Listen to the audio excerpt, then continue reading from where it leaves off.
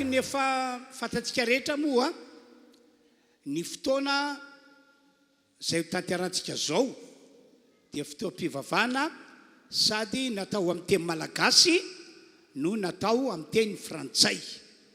Ny antony satria misy ireo namantsika indrindra fa ireo namantsika any ivelany zay manaraka ny fotoam-pivavahana zay ataontsika eto amin'ny alalan'ny Facebook na amin'ny alalan'ny YouTube. Misy amin'izy ireo zany no mba tena lina ny amin'ny fotoana ataontsika kanefa miandrom-pandika teny fa tsy azony le teny malagasy. Isaorany nefa ny tompo fa natao nisy zao fotoam-pivavahana culte bilingue isika mba ahafahan'Andriamanitra miasa amin'ireny olona ireny ary tsy vitsy ny olona tena hoe nandray fahasoavana tokoa na any la France izy mipetraka na any la Réunion mipetraka na any amin'ny toerana hafa dia tena tsy napozina mihitsy fa tena zava-dehibe amin'izy ireo ny famonjena ny fanarahana ny fotoana ataontsika eto. Ka zay ny antony matoka ny fotoanantsika sady misy amin'ny teny malagasy no misy amin'ny teny frantsay. Avy hatrany ary dia omentsika mitarika fiderahana ny fotoana tompoko. Ndao tsika ite-tanana mafy ho an'i Jesosy rery ihany. Amen. Raha mino ianao fa manatrika antsika eto Jesosy androany dia ndao no fahofantanana dia hiteny hoe Jesosy tonga soa eto amin'ity toeranty ianao fanahy masinao tonga soa eto amin'ity toeranty ianao manaja anao zay manome voninahitra anao zay saotra Jesosy. Amen. Ndao tsika iorakoraka mafy ho an'i Jesosy aloha fa fotoana tsara be ty andro androany ty. Alleluia. Raha tonga eto ianao androany dia mino fa hiaona amin'i Jesosy manokana ianao. Ary tsika tsirairay avy dia samy manana ny tantarany niaraka tamin'i Jesosy daholo. Samy nanana fomba namonjen'i Jesosy anazy. Fa androany tsika andao fenotsika fisaorana izao fotoana izao. Vous aussi en ligne, si vous nous suivez, eh bien, je vous invite à monter une action de grâce aujourd'hui. Parce que tellement le Seigneur a fait de bonnes choses dans votre vie. Même la manière dont il vous a sauvé, c'est un grand miracle. Alors aujourd'hui, si nous allons rendre un culte, nous allons rendre un culte d'action de grâce. Des ramedeno, des akpusado masunufno, des saintes Saintsena yina daholo ny zavatra nataon'i Jesosy taminao tamin'ny fiainanao manontolo. Ndao tsika tsy andry occasion ngeda be hoe nisy zavatra ngeda be azy zay tsika vao hisaotra, na hoe rehefa voalohany taona tsika dia tena mafana fo be misaotra, na hoe farany taona hoe noho ny amin'ny taona rehetrarehetra, fa ndao androany tena ho feno fankasitrahana ny fotsika rehetrarehetra. Dia aza miandry ianao hoe efa naika maty ianao zay vao hisaotra ny amin'ny fahavelomanao. Na hoe saika accidenté ianao zay vao hisaotra ny amin'ny fiarovan'i Jesosy. Fa io andavanandronao io nomeny aina foana ianao isan'andro. Narovany foana ianao isan'andro. Nomeny fahasalamana ianao isan'andro. Indraindray adintsika ny misaotra. Fa ny ten'Andriamanitra androany miteny hoe inona ozy izy navoaliko an'i Jehovah. Misaora an'i Jehovah ary fanako ary aza misy adinona ny fitahiny rehetra. Raha mety ianao dia manandrata vavaka.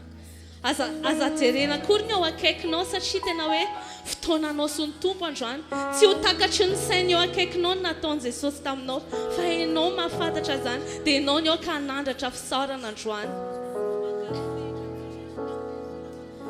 Jesosy androany zay tena te hankasitraka anao ny fony rehetra. No ny ainay, ny fahaizanay, ny fahalalànay, ny tananay mbola afaka mihetsy, tsy andry zay hoe rehefa tsy afaka tsony mpanitsitranao zay vao hankasitraka noho ny amin'izany. Fa amin'ny andavanandrom-piainanay kay misy zavatra kely be da be ahafahanay misaotra anao. Misaotra anao zay Jesosy ny amin'ny fahavelomana. Misaotra anao zay Jesosy ny amin'ny zavatra rehetra ao anatin'ny vatanay mbola mandeha tsara. Ny sainay mbola afaka misaina, ny vavanay mbola afaka miteny, ny oronay mbola afaka mifofo ny aina avy aminao. Jesosy mbola nomenao zay fianakaviana, mbola nomenao zay tafo ahafahanay miantrano, mbola nomenao zay fitafiana, nomenao zay sakafo ahafahanay Oui, Seigneur, aujourd'hui, nous n'allons pas attendre qu'une grande chose se passe dans notre vie. Mais pour les petits miracles, nous voulons te rendre grâce. Oui, Seigneur, pour le salut, nous voulons te rendre grâce. Pour l'œuvre de la croix, nous voulons te rendre grâce. Parce que tu mérites. Parce que tu mérites. Nous ne voulons rien prendre pour acquis aujourd'hui.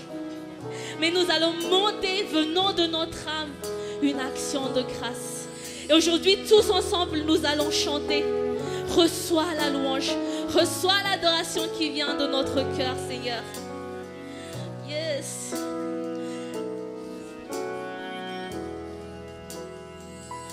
Que pourrais-je t'offrir, oh Jéhovah,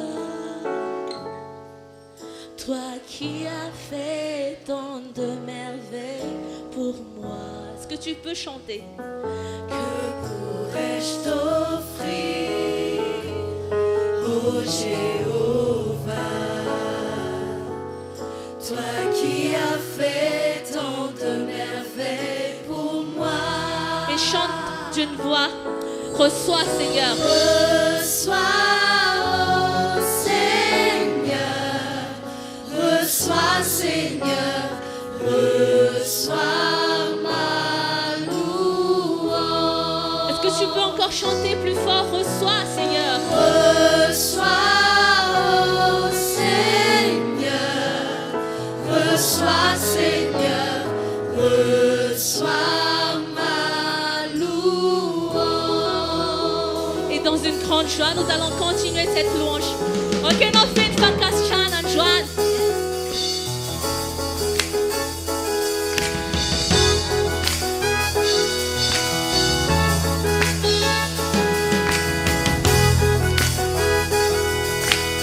Sen da ol reçu de Nathan de Sosano. De Hassan Jacob Finore Chansana.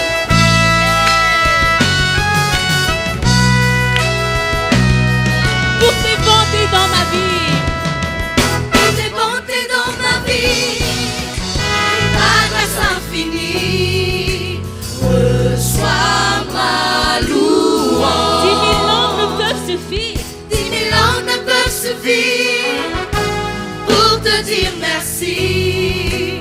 Reçois ma louange. Toi qui guéris les malades, toi qui guéris les malades. Toutes choses à merveille. Reçois ma louange. Toi qui guéris les malades. Toi qui guéris les malades et qui fais toutes choses à merveille. Reçois ma louange. Toi qui connais mon cœur. Toi qui connais mon cœur, le Dieu de l'impossible. Reçois ma louange. Que pourrais-je t'offrir? Que pourrais-je t'offrir,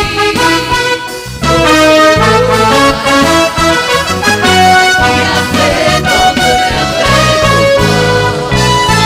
Que pourrais-je t'offrir, oh Jéhovah, toi qui as fait tant de merveilles pour moi? Alors d'un cœur reconnaissant, Seigneur, nous voulons te dire. Reçois, oh Seigneur, reçois, Seigneur, reçois ma louange. Reçois, Seigneur. Reçois, oh Seigneur, reçois, Seigneur, reçois ma louange. Reçois, Seigneur. Reçois, oh Seigneur, reçois, Seigneur, reçois ma louange. Reçois, Seigneur. Reçois, oh Seigneur, reçois, Seigneur, Il reçois n'a pas comme Jéhovah. Inavaliku, Nano Jehovah, Usule Chanatono Tambiku, Il n'a pas comme Jéhovah. Inavaliku, Sule Chanatono Nano Jehovah, Usule rehetra nataonao tamiko Zaisoanao Tompo ny fidera sy fisaorako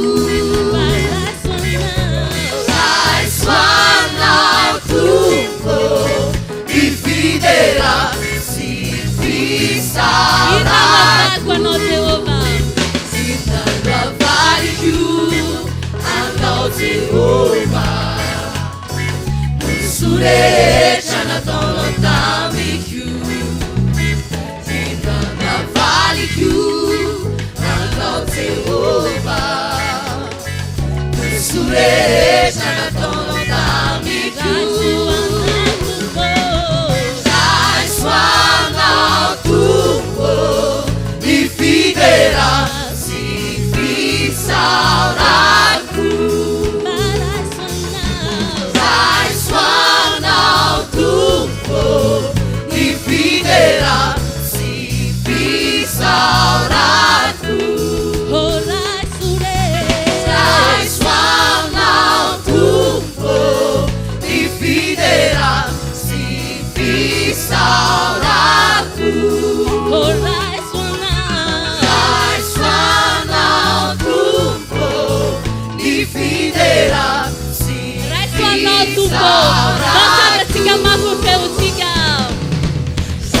Zaisoanao Tompo ny fidera sy fisaorako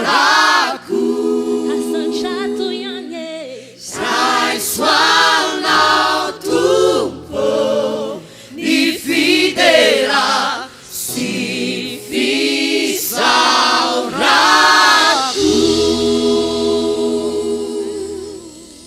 Raha mety ianao dia asandrato amin'ny lanitra mihitsy ny tananao androany dia oka ianao tsy hira raha tsy miainga avy any anatin'ny fonao ilay fisaorana fa ny andrasan'Andriamanitra androany dia mpiankohaka marina zany hoe zavatra marina ao anatin'ny fonao ka hivoaka androany Dieu recherche des cœurs sincères aujourd'hui qui veut vraiment lui rendre grâce pour toutes choses raha misaina tokoa zay Jesosy ny zavatra rehetra nataonao dia resy lahatra izay androany fa tena tianay loatra kainao impiry moa zay no nanao tsy mety impiry moa zay Jesosy no nanondrana teo imasinao nefa ny famindramponao mbola vaovao isa-maraina foana eny na tamin'izay mbola tsy mendrika mihitsy aho dia nafonao ny ainao tsy hainay kory ny hoe inona ny antony fa androany zay tena resy lahatra hoe tena tia be anaiky hainao dia androany zay te hisaotra fotsiny noho izany fitiavana zany mety ny olona ny ivelany tsy mahatakatra hoe ohatry ny ahoana marina ny fitiavanao fa zay no vonjenao dia tsy manana teny akory ilazana hoe ohatry ny ahoana zany alehibe amin'ny fitiavanao zany fa androany ny hiranay natolotray ny fonay natolotray ny feonay natolotray Jesosy hoentina mankasitraka anao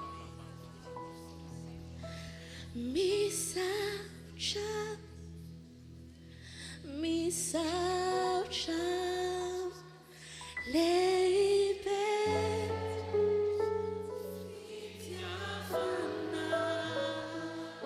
misaotra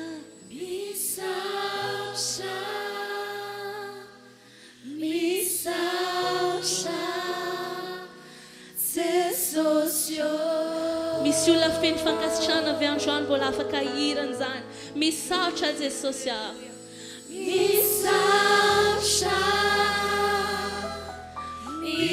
misaotra lehibe fitiavana tena tsy takatra ny saina misaotra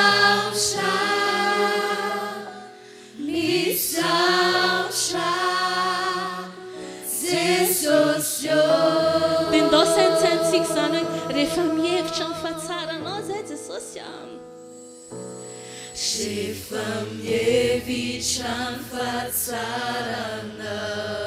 ny fisinao isan'andro amin'ny fiainanay. Iza moa zay Jesosy no novontsena. Iza moa zay no dia nitiavinao. Je suis là, j'enfin semendrika. Ny antralay fitiavana nomena. Nefa mankasitraka anao zay Jesosy androany. Mankasitraka no fiatrana. Famindramponao zay tsy mitsahatra mihitsy. Fa vaovao isamahany. Dia no zavatra rehetra nataonao anay teo amin'ny hazo fijaliana. Dia tonga androany anatatra ny feonay sy ny fonay. Dia irany ao anatiny rehetra ka ilaza hoe misaotra.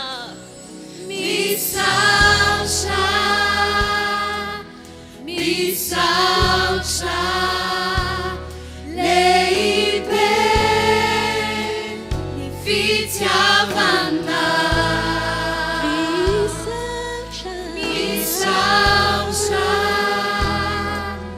Misaotra Jesosy.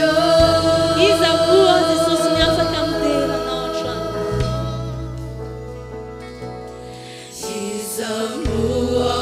Raha tsy nomy nataonao dia tsy tonga eto izahay androany. Tsy afaka akory mihaona amin'ny raha izahay. Fa nolairanao sarobidy Jesosy teo amin'ny hazo fijaliana. Izany mampatonga lay afaka manatona anao amin'ny fahasahiana.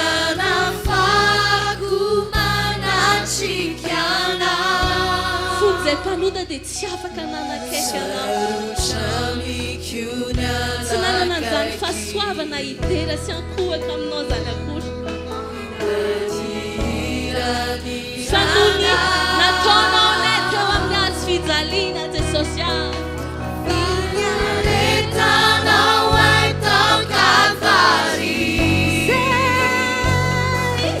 Zay mafakumiga androany. Misaotra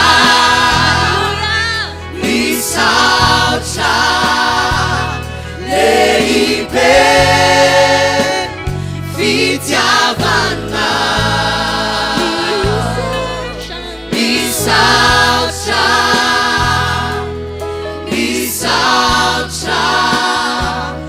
Jesosy.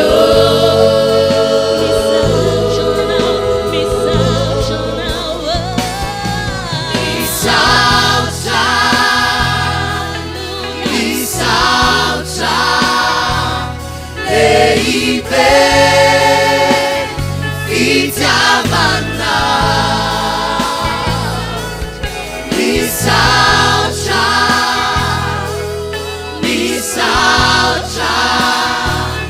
Jesosy. Misaotra Jesosy amin'ny fona rehetra androany dia hisaotra anao.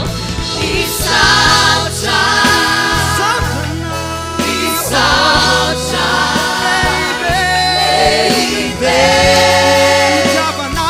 Misaotra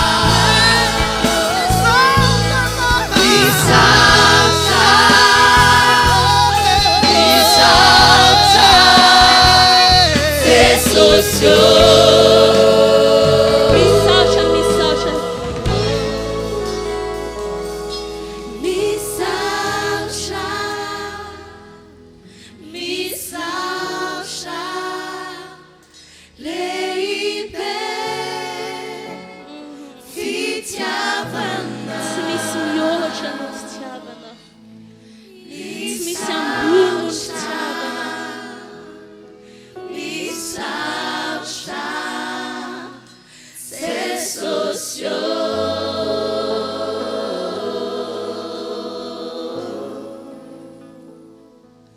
Dia ndao isaintsaina vetivety tsika. Efa maninona tokoa moa Jesosy zany nandolotra ny aino ho azy fanao. Manino Jesosy noho ny tia mihoatra. Tena tsy manana valiny zao sy anao. Fandao ny fotsika androany, omentsika azy.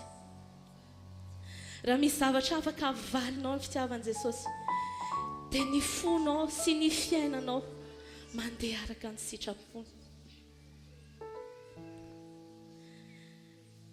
Jesosy,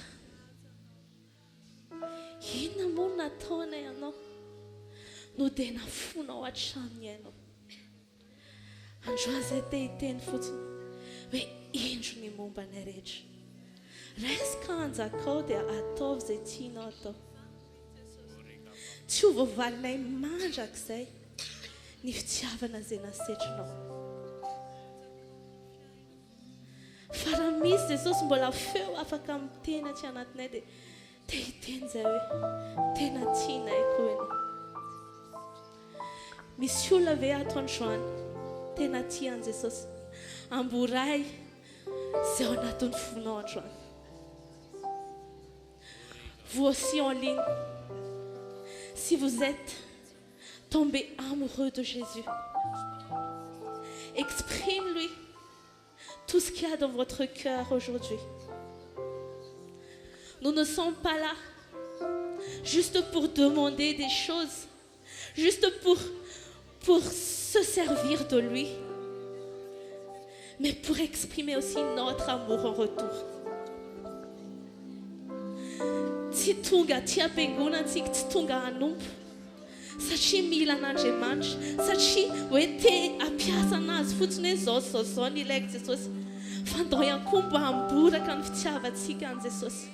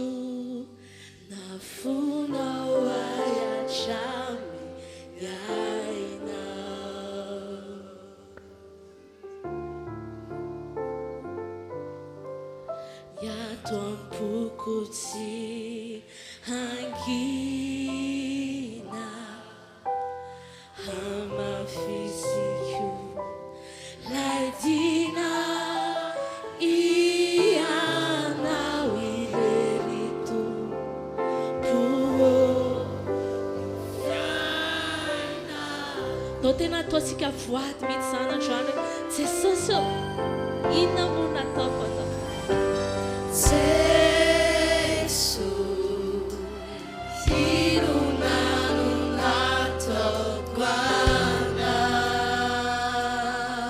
Tsisy famedrehana taminay na dia kely aza. Nefa tsy nasakana anao zany hamonjy anay.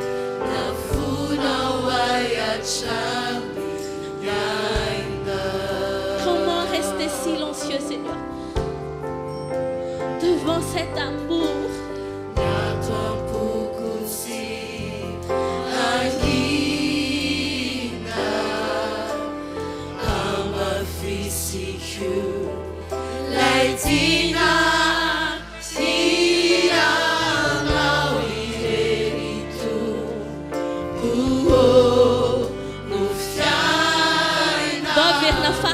Soina nataoko anao.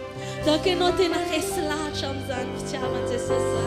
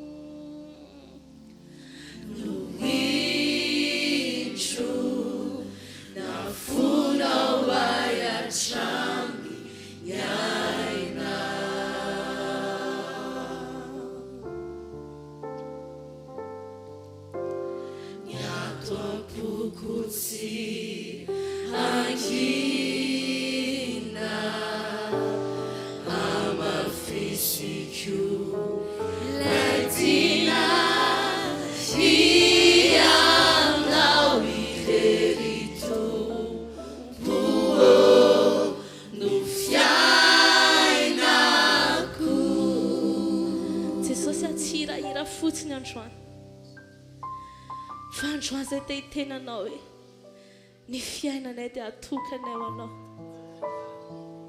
Ny fiainanay dia aoka ho fiankohofana, tsy hoe rehefa alahady fotsiny ihany, tsy hoe amina fotoana iray fotsiny ihany, fa fiainanay mihitsy Jesosy. Dia ninona mbola tsy mety dia androany fotoana namboaranao anay. Iverina izahay Jesosy amin'ilay tena namoronana anay, dia ny fiainanay ho anao rery. Misaotra ny tompo isika fa manana ty fotoanandroany ity. Nous sommes reconnaissants envers notre Seigneur que nous avons ce culte aujourd'hui. Samiary maka toerany avokoa tsika rehetra. Que chacun gagne sa place, frères et sœurs.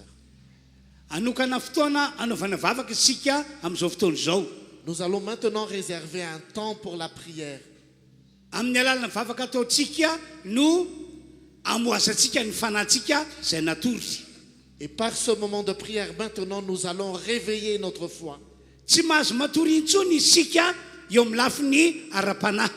Nous ne sommes plus appelés à rester dans le sommeil spirituel. Fa mila miomana isika hitsena Jesosy eny amin'ny rano lanitra. Et nous devons maintenant nous tenir prêts à recevoir Jésus dans les nuées des cieux. Mila miomana ihany koa isika hiditra ao amin'ilay fiainana mandrakizay namboariny Jesosy antsika. Et nous devons nous tenir prêts à recevoir la vie éternelle que Jésus a réservée pour nous. Fa zay mbola mijanona ho matory tsy azo antoka ho amin'izany fahasoavana izany ny fiainana. Car je vous le dis, ceux qui sont dans le sommeil spirituel, je ne garantis pas qu'ils rencontreront Jésus. Noho izany hialao avokoa zay zavatra ratsy rehetra niainantsika hatramin'izay. Et donc maintenant, abandonne toutes tes mauvaises pratiques. Raha ny fonao no maloto satria nisy olona nanafotoana anao dia avy aloha ny heliko le olona ary diovy ny fonao. Et si ton cœur est fâché, si ton cœur est lourd, pardonne à ceux qui t'ont offensé. Raha nanota mihitsy ianao dia aoka anao fifonana amin'Andriamanitra ary tsy ho amin'izany intsony ianao manomboka androany. Et si tu as péché, maintenant repens-toi envers le Seigneur et prends une direction nouvelle. Samy manapa-kevitra ny amoa ny fanahintsika isika rehetra. Puisque maintenant nous allons réveiller notre foi. Anarika ny latabatra ny tompianitsika rehefa avy eo. Et nous allons aussi aujourd'hui être devant la table du Seigneur. Tsy azo atao ny mandray fanasany tompo amin'ny fanahy tsy mendrika. Nous ne pouvons pas participer à ce repas du Seigneur de façon indigne. Zay rehetra mandray fanasany tompo amin'ny fanahy tsy mendrika dia homeloka eo latren'Andriamanitra izy. Et ceux qui prennent le repas du Seigneur de façon indigne seront coupables envers le Seigneur. Noho izany mba tonga antsika tsanatsiny dia hanao vavaka fifonana isika rehetra. Et donc maintenant, je vous invite tous à faire une prière de repentance. Mba tonga izao fandraisana ny fanasany tompo izao ho fahasoavana ho antsika tsiraray avy. Pour que la table du Seigneur auquel tu prendras part sera une grande grâce pour toi. Anao hira anankiray isika eo am-pitsakanana voavita ny hira etsika manaritra ny latabatra ny tompo dia hivavaka isika rehetra. Nous allons faire une louange et une adoration avant de prendre le repas du Seigneur. Tsangana antsika tompoko. Nous levons.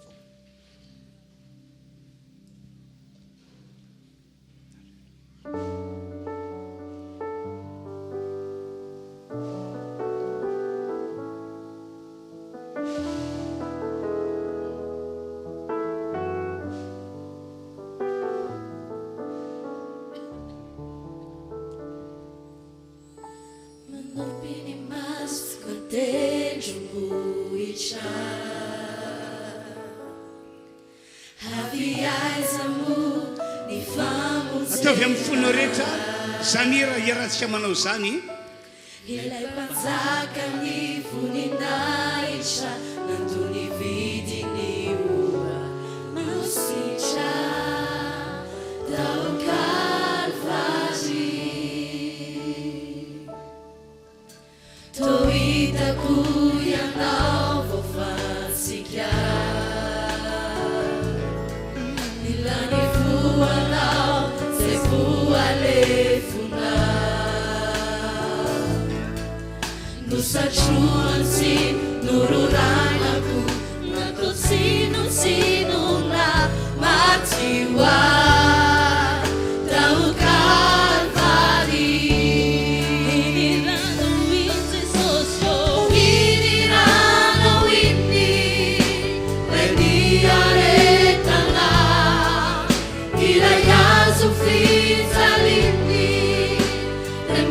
vitaminao, fai andao ireria, ianao ian, nuna vitisa.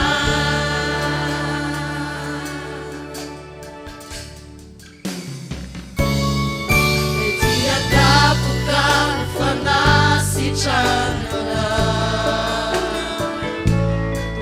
iranao latsaka famelana heloka, enao levato izay no laviny olona, rehefa tonga fehisolo zanak'ondry n'Andriamanitra. Iniranao iny le niaretanao, ilay azo fijaliany le mavitamina. Akatatsika ireo namatsika zany fandraisana misaka lona zany. Ianao ian, nona vitisa. Iniranao iny le niaretanao, ilay azo fijaliany le mavitamina. Fai andao ireria, ianao ian, nuna vitisa. Fai andao ireria, ianao ian, nuna vitisa.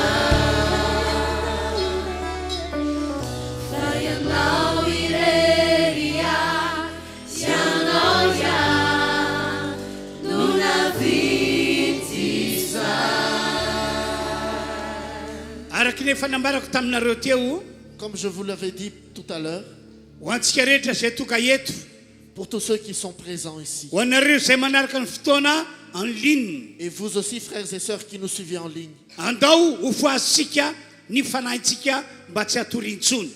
allons réveiller notre foi et notre esprit pour que nous soyons dans le réveil. Satria mila mifoy isika amin'izao vaninandro zao. Car nous devons être pleinement dans le réveil maintenant. Zay rehetra nanota tamin'Andriamanitra aoka tsy hanota intsony. Que ceux qui ont péché contre leur Dieu ne pêchent plus maintenant. Zay rehetra ratsy toe-panahy teo letran'Andriamanitra aoka anamboatra ny fiainanao ianao. Que ceux qui ont eu un comportement indigne changent de comportement maintenant. Atsaka ny tananao havanana dia hiaraka hanao vavaka isika rehetra. Lève ta main droite maintenant et nous allons faire une prière. Tahaka izany ihany koa no tokony ho ataonareo any tokantrano any. Et vous aussi, chers frères et sœurs qui nous suivez, faites de même. Amin'ny fotsika rehetra no hanaovantsika vavaka miaraka amin'izao fotoana izao. Nous allons prier ensemble de tout notre cœur. Toy izary mivavaka. Prie maintenant.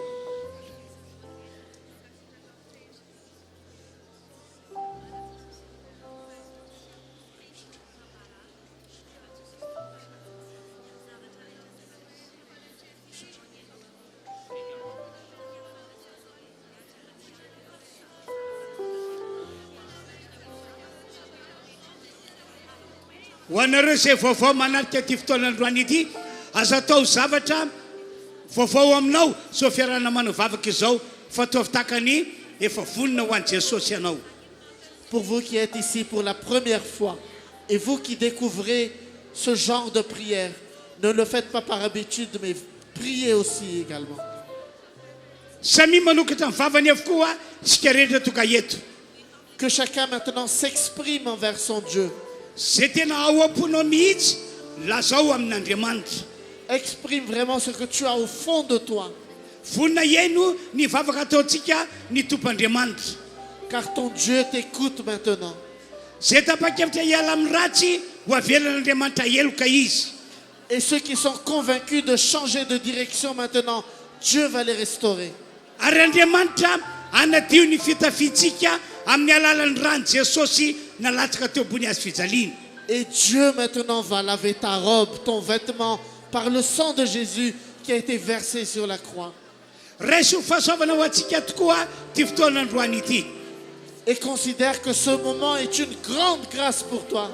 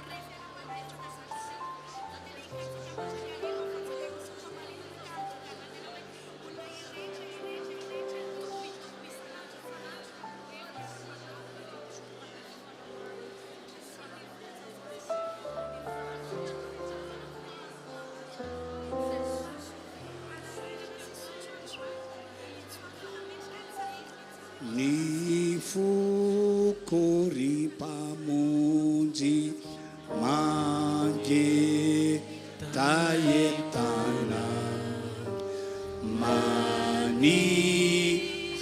lalandava hikambanamina tsy afaka waboko ni fanirinana ule lureni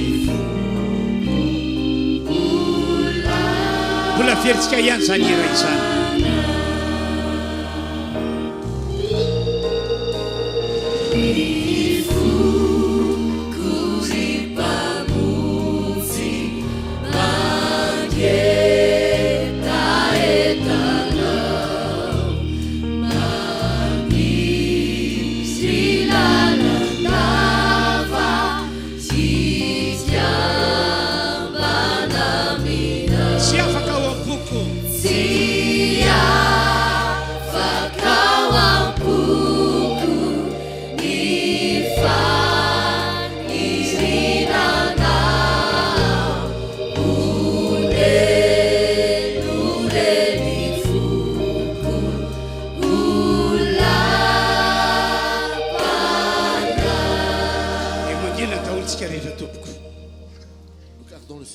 apetrao eo fonao ihany tananao Pose ta main sur ton cœur. aoka tena iomana io fo tanteraka ianao amin'izao vaninandro zao Concentre-toi maintenant. Sois réveillé maintenant. aoka iomana hitsenany Jesosy eny amin'ny raolanitra ianao satria tampoka be ny fiaviany Et sois prêt à accueillir Jésus car son arrivée sera soudaine. ary ataovy zava-dehibe amintsika lay toerana mandrakizay mandrakizay zay fanamboariny Jesosy ho antsika Et garde en toi que Jésus a déjà préparé une place merveilleuse pour toi. aoka iomana amonjy zany toerana zany ianao Et sois prêt à rejoindre cet endroit. miorena tsara amin'ny Jesosy Sois enraciné en Christ. toerany devoly favalo Chasse le diable. ome voninahitra mandrak'ariv'Andriamanitra Donne toujours gloire à ton Dieu. andray mifanasany tompo isika amin'izao fotoana zao Nous allons maintenant prendre le repas du Seigneur. zay rehetra mandray mifanasany tompo amin'ity androandroany ity Et tous ceux qui vont participer à ce repas du Seigneur, tsofoko rano ho tain'Andriamanitra izy je les bénis au nom de Jésus. mahazo mandray avokoa mantsy isika rehetra tonga eto Car nous pouvons vraiment participer maintenant. raha tena nanotena ho an'i Jesosy ianao Si tu as vraiment donné ta vie à Jésus, raha tena manana an'i Jesosy ao anatinao ianao si tu as assuré d'avoir Jésus dans ton ary cœur nanapa-kevitra niala tamin'ny fahotanao et que tu as décidé d'abandonner tes péchés, dia mahazo mandray fanasany tompo ianao et tu peux vraiment prendre ce repas du mirary Seigneur. fahasoavana ho anao amin'izany aho Et je te bénis pour cela.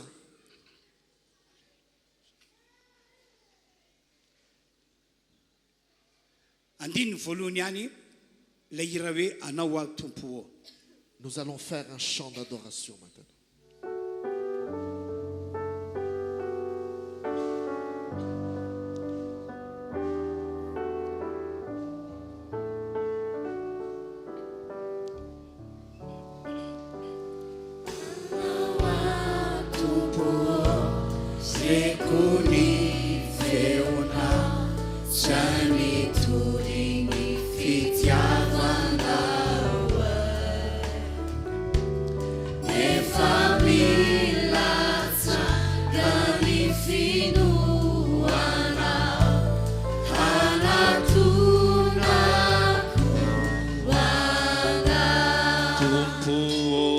Tumpu vata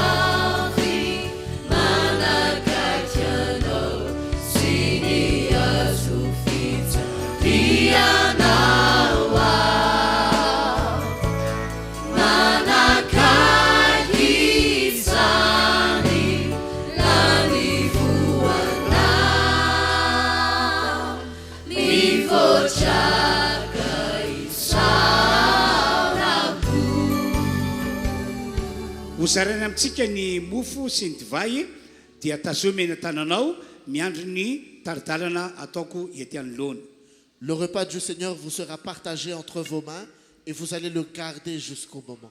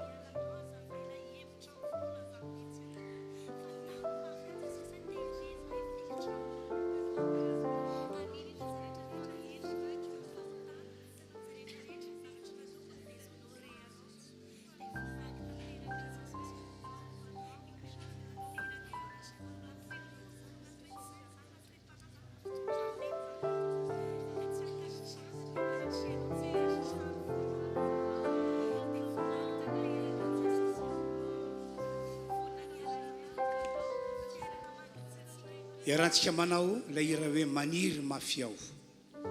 Nous allons encore faire ce chant d'adoration ensemble.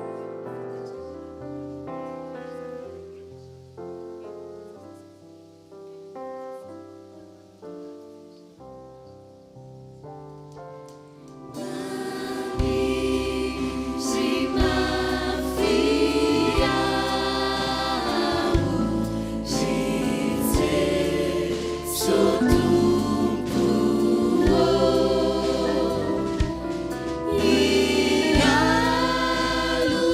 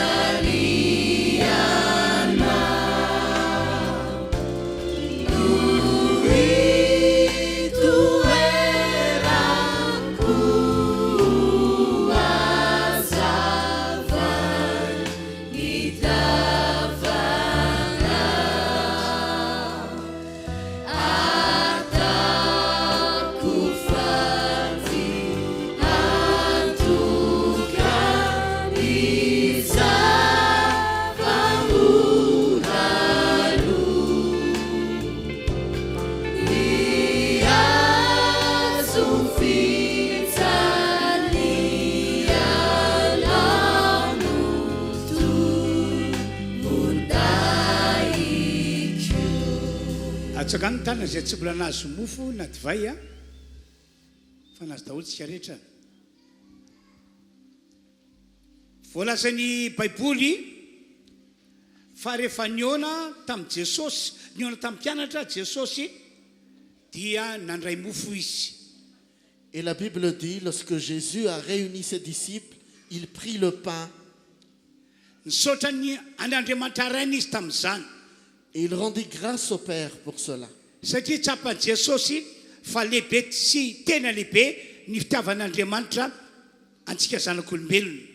Car Jésus a vraiment compris que l'amour de Dieu est très important pour Jésus. Rehefa vita ny vavaka fisaorana nataon'i Jesosy Et lorsque Jésus a terminé de rendre grâce, dia nomeny Jesosy andreo mpianatra lay mofo teny an-tanana.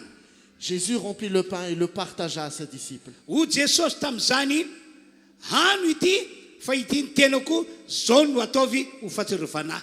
Et Jésus leur dit, prenez ceci, ceci est mon corps, faites ceci en souvenir de moi. No viana ianareo no mihina tony mofo itony ho Jesosy dia manambara ny fahafatesako. Et chaque fois que vous prenez mon corps, dit Jésus, vous allez annoncer ma mort. Tsy azotsika ho adinoina mihitsy matsy ny fahafatesan'i Jesosy teo ambony hazo fijaliana. Et nous ne pouvons vraiment pas ignorer, chers frères et sœurs, la mort de Jésus sur la croix. Fa zany fahafatesan'i Jesosy zany no entin'Andriamanitra miantoka ny fandresentsika rehetra. Car c'est par la mort de Jésus sur la croix que Dieu peut garantir ta victoire en toutes choses. Raha mbola velona eto ambony tany ety isika dia tsy maintsy mandalo olana, mandalo ady, mandalo zavatra sarotra. Car lorsque nous sommes ici sur terre, nous allons rencontrer des difficultés, des tribulations. Fa noho ny am' Jesosy zay efa maty teo ambony hazo fijaliana dia tsy maintsy avoaka an'Andriamanitra ho mpandresy isika. Et par le sacrifice de Jésus sur la croix, nous allons ressortir vainqueurs. Noho zany tsy azo adinoina mihitsy ny am' Jesosy maty teo ambony hazo fijaliana. Et par cela, nous ne pouvons ignorer le sacrifice que Jésus a fait sur la croix. Efa eny an-tananao ny mofo, Et tu as entre tes mains le pain maintenant. raiso tenan' Jesosy iny mofo iny, Prends-le, c'est le corps de Jésus. hivavaka isika dia ihinana an'izany. Nous allons prier et nous allons le prendre. Misaotra Tompo ny amin'ny fitiavana lehibe zay efa nitiavanao anay. Nous te remercions, Seigneur, pour le grand amour que tu as manifesté pour nous. Tena tia anay zanak'olombelona ianao ray malalo. Et tu aimes vraiment tout être humain sur la terre. Ary tena tia anay ihany koa ianao Jesosy io. Et tu nous aimes vraiment aussi, Jésus. Efa nanolotra ny ainao teo ambony hazo fijaliana ianao. Et tu as donné ta vie pour nous sur la croix. Koa ankehitriny matsiaro an'izany izay rehetra. Et aujourd'hui même, nous nous souvenons de ce que tu as Ka fait. dia ety an-tananay ny mofo Et nous avons entre nos mains ce pain zay tenanao qui est ton corps, Jésus. hoaninay izany. Nous allons le prendre Ho maintenant fahatsiarovanay ny fahafatesanao teo ambony hazo fijaliana. pour le souvenir de ta mort sur la croix. Misaotra Tompo. Merci, Seigneur. Ano ny mofo zay natanantsika. Prends le pain. Iny no tenan' Jesosy. Ceci est le corps de Jésus.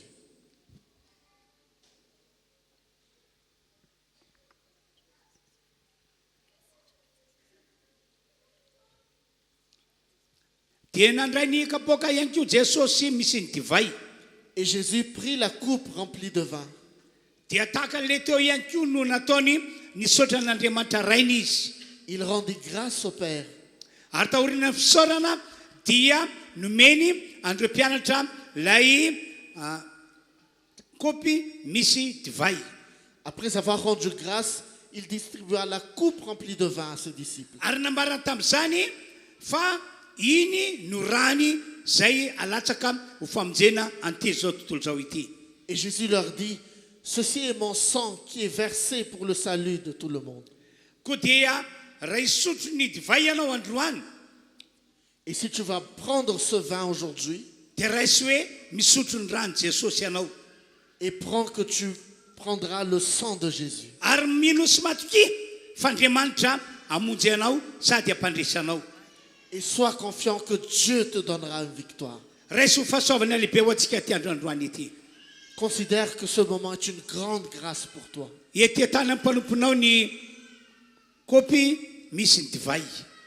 Seigneur, La coupe remplie de vin est entre les mains de nos raisinay ho serviteurs. rano jesosy izy ity Nous allons le prendre comme le sang de Jésus pour ka dia nous. misaotra anao zahay andriamanitra Et nous te remercions, notre Père.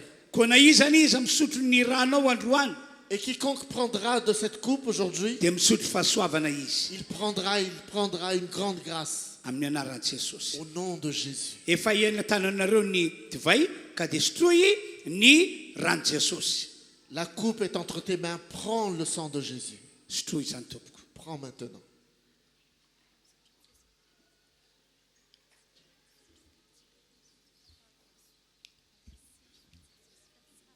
misaotra anao zahay andriamanitra Nous ny te fitiavanao remercions. lehibe Nous te remercions, notre Dieu, pour le repas que nous avons pris. tia anay rehetra ianao Tu aimes tout le monde. Seigneur. amin'ny anaran'i jesosy no anambarako Au nom de Jésus-Christ, j'annonce fa maintenant tsy handalo fotsiny ty taona ity que cette année ne passera pas en vain amoaka zao fiangonana zao mpandresy anao et que cette église sortira vainqueur hitondrina zao fiangonana zao amin'ny fiainana tsara fiafara ianao et tu conduiras cette église vers une grande fin miraculeuse. ka dia misaotra ray malala Merci, Père. amin'ny anaran'i jesosy Au nom de Jésus-Christ. amen Amen.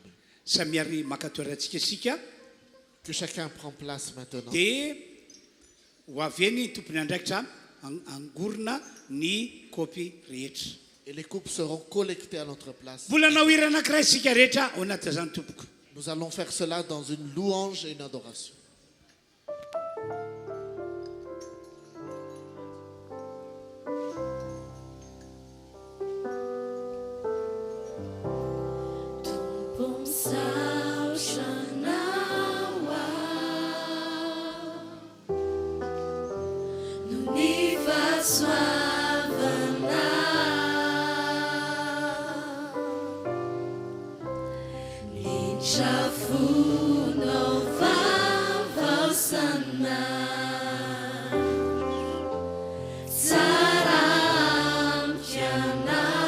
Dombalalazatsika hoe tombo misaotra anao aho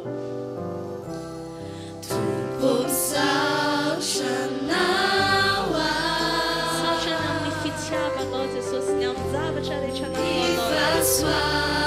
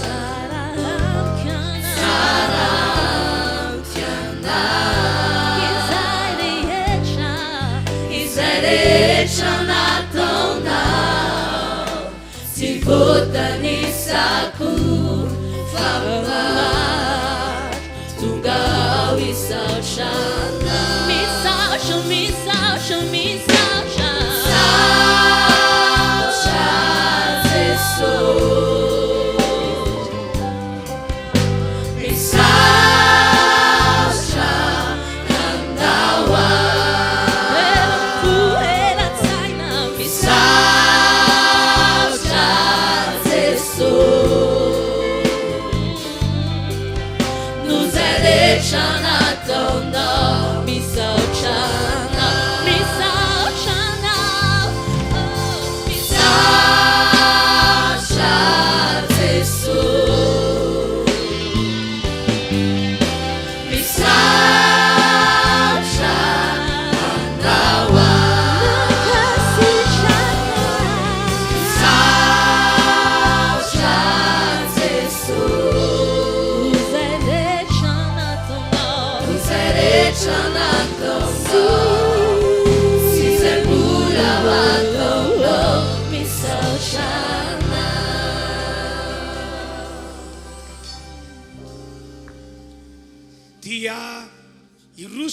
fandarana manaraka indray zany isika amin'izao fotoana izao. Nous allons procéder maintenant au prochain moment de service. Hitondra ny fanatitra rehetra zay tokony hoentsika isika amin'ity androany ity. C'est le moment où nous servons le Seigneur à travers nos offrandes et nos dîmes. Hitondra ny ampafolony zay efa nomen'Andriamanitra antsika isika. Un moment où nous réservons de donner le 10e de nos revenus à notre Seigneur. Oko matoky isika ka hanefa izany amin'ny fontsika rehetra. Nous devons être confiants envers notre Seigneur et donner de tout notre cœur. Marina ihany koa fa androany no ameranantsika n'ilay valopy nozaraina tamin'ny heriny. Aujourd'hui également, nous réservons un moment pour donner l'enveloppe spéciale que nous avons préparée depuis dimanche dernier. Raky-dehibe moa no anarana zany valopy zany. Ceci est l'offrande spéciale Fa tatazantsika manokana izy iny. et nous allons la collecter séparément tout à l'heure. Andao ary anao hira anankiray isika dia mandroso ianareo izay mitondra ny ampafolony izay nitahina anareo fa rehefa avy eo tonga iny aminareo eny ny mpanaty ny fanatitra rehetra. Ceux qui viennent pour déposer la dîme, pour offrir la dîme, viendront en premier à gauche et à droite. Et pour la collecte de l'offrande, elle sera faite à notre place. Dia mandroso antsika tompoko. Nous pouvons avancer maintenant durant ce moment de louange.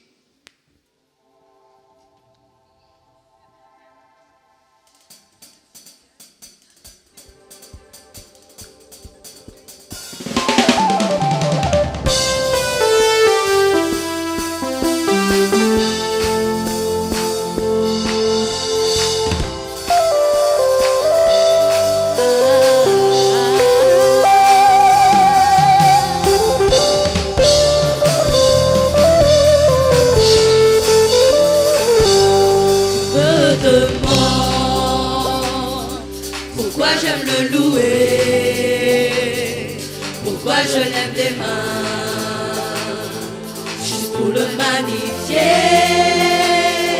mais tu peux pas comprendre ce que Dieu a fait pour moi. Si je te l'expliquais, tu verras qu'il mérite que je vienne le louer.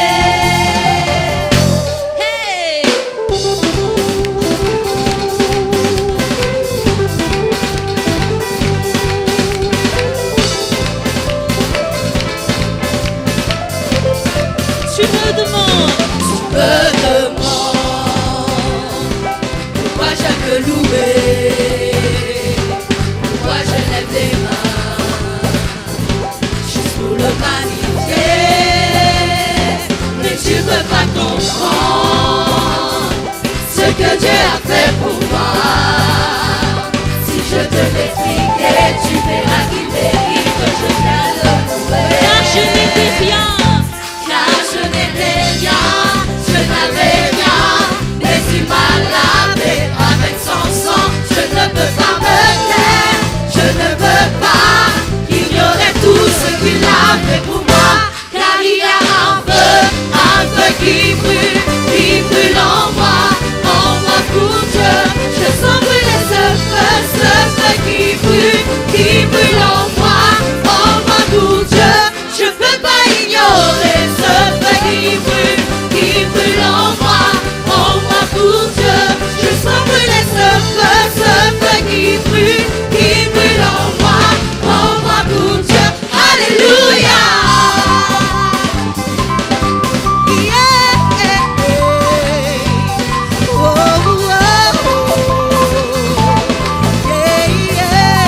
Tu me demandes pourquoi j'aime le louer, pourquoi je lève les mains juste pour le magnifier, mais tu peux pas comprendre ce que Dieu a fait pour moi. Si je te l'expliquais, tu verras qu'il mérite que je vienne le louer. Car je n'étais rien, je n'avais rien, mais il m'a lavé avec son sang. Je ne peux pas me taire, je ne peux pas ignorer tout ce qu'il a fait pour moi. Car il y a un feu qui brûle en moi pour Dieu. Je sens brûler ce feu qui brûle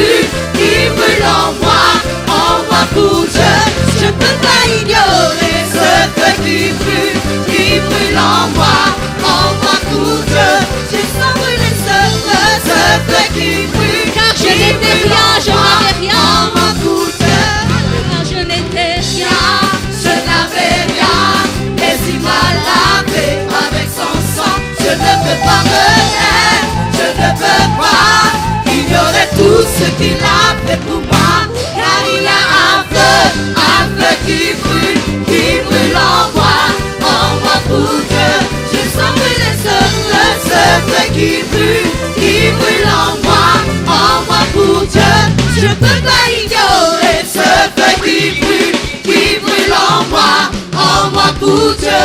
Je sens brûler ce feu qui brûle en moi pour Dieu. Alléluia. Acclamons le Seigneur.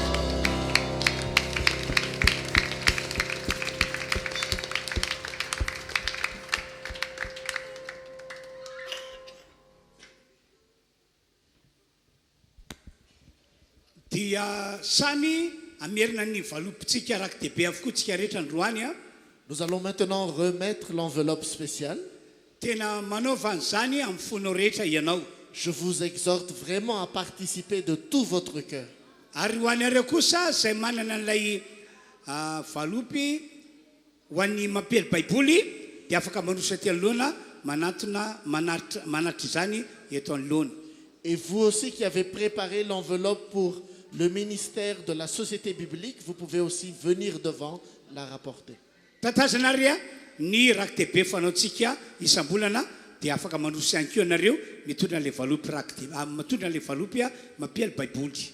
Et nous pouvons donc procéder. Maintenant, nous allons collecter cette offrande spéciale. Antsika mbola anao hira ihany ao anatin'izany rehetra izany. Et nous allons continuer la louange et l'adoration.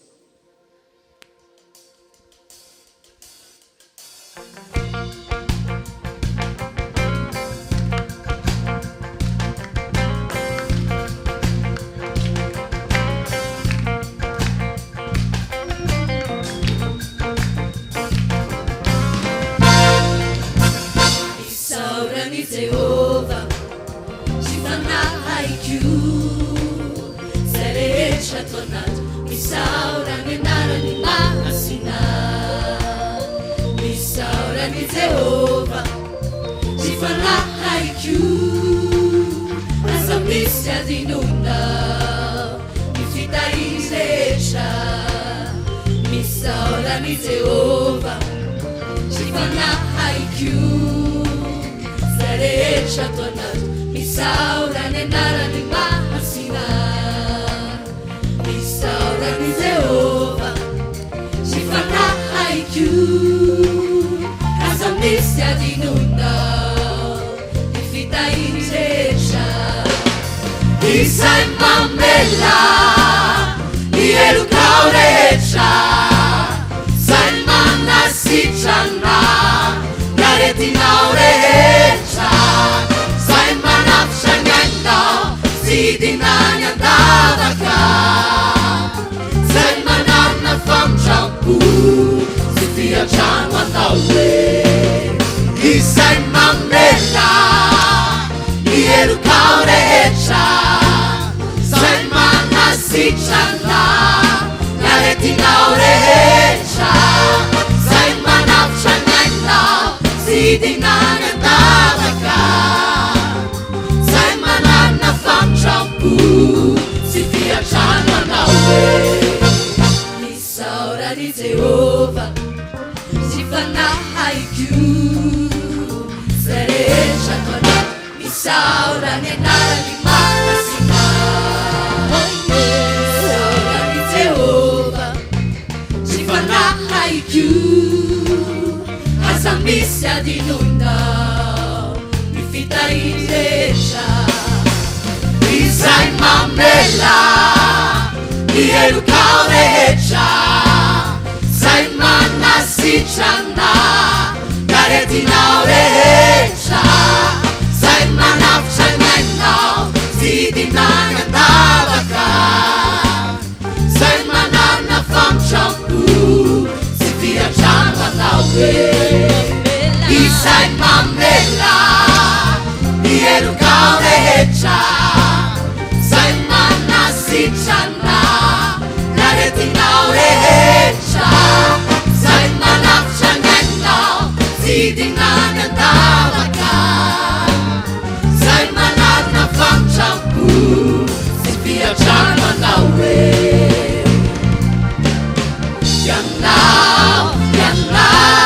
Yanao Jehovah Rai, Rai Malakizai,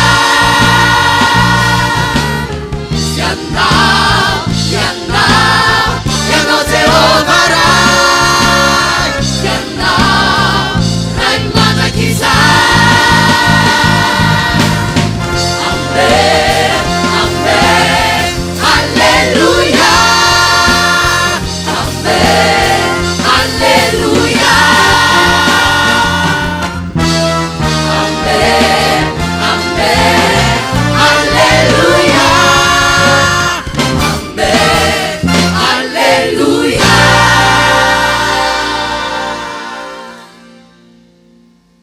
indao tsika ao anatin'ity ity angataka an' Jesosy hoe mitenena amin'ny andrainao Jesosy androany.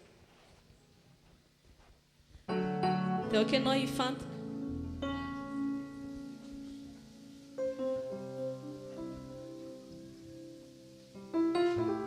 Dia ndao akipitsika masitsika. Dia tsy ataontsika fahazahana na fombafomba hoe andeha andrenitentsika androany. Fa ndao tena angetaeta ny momba antsika rehetra. Jesosy raha hieny teninao zay androany dia tena aoka ny fona eo tanlona ka ny rinjany.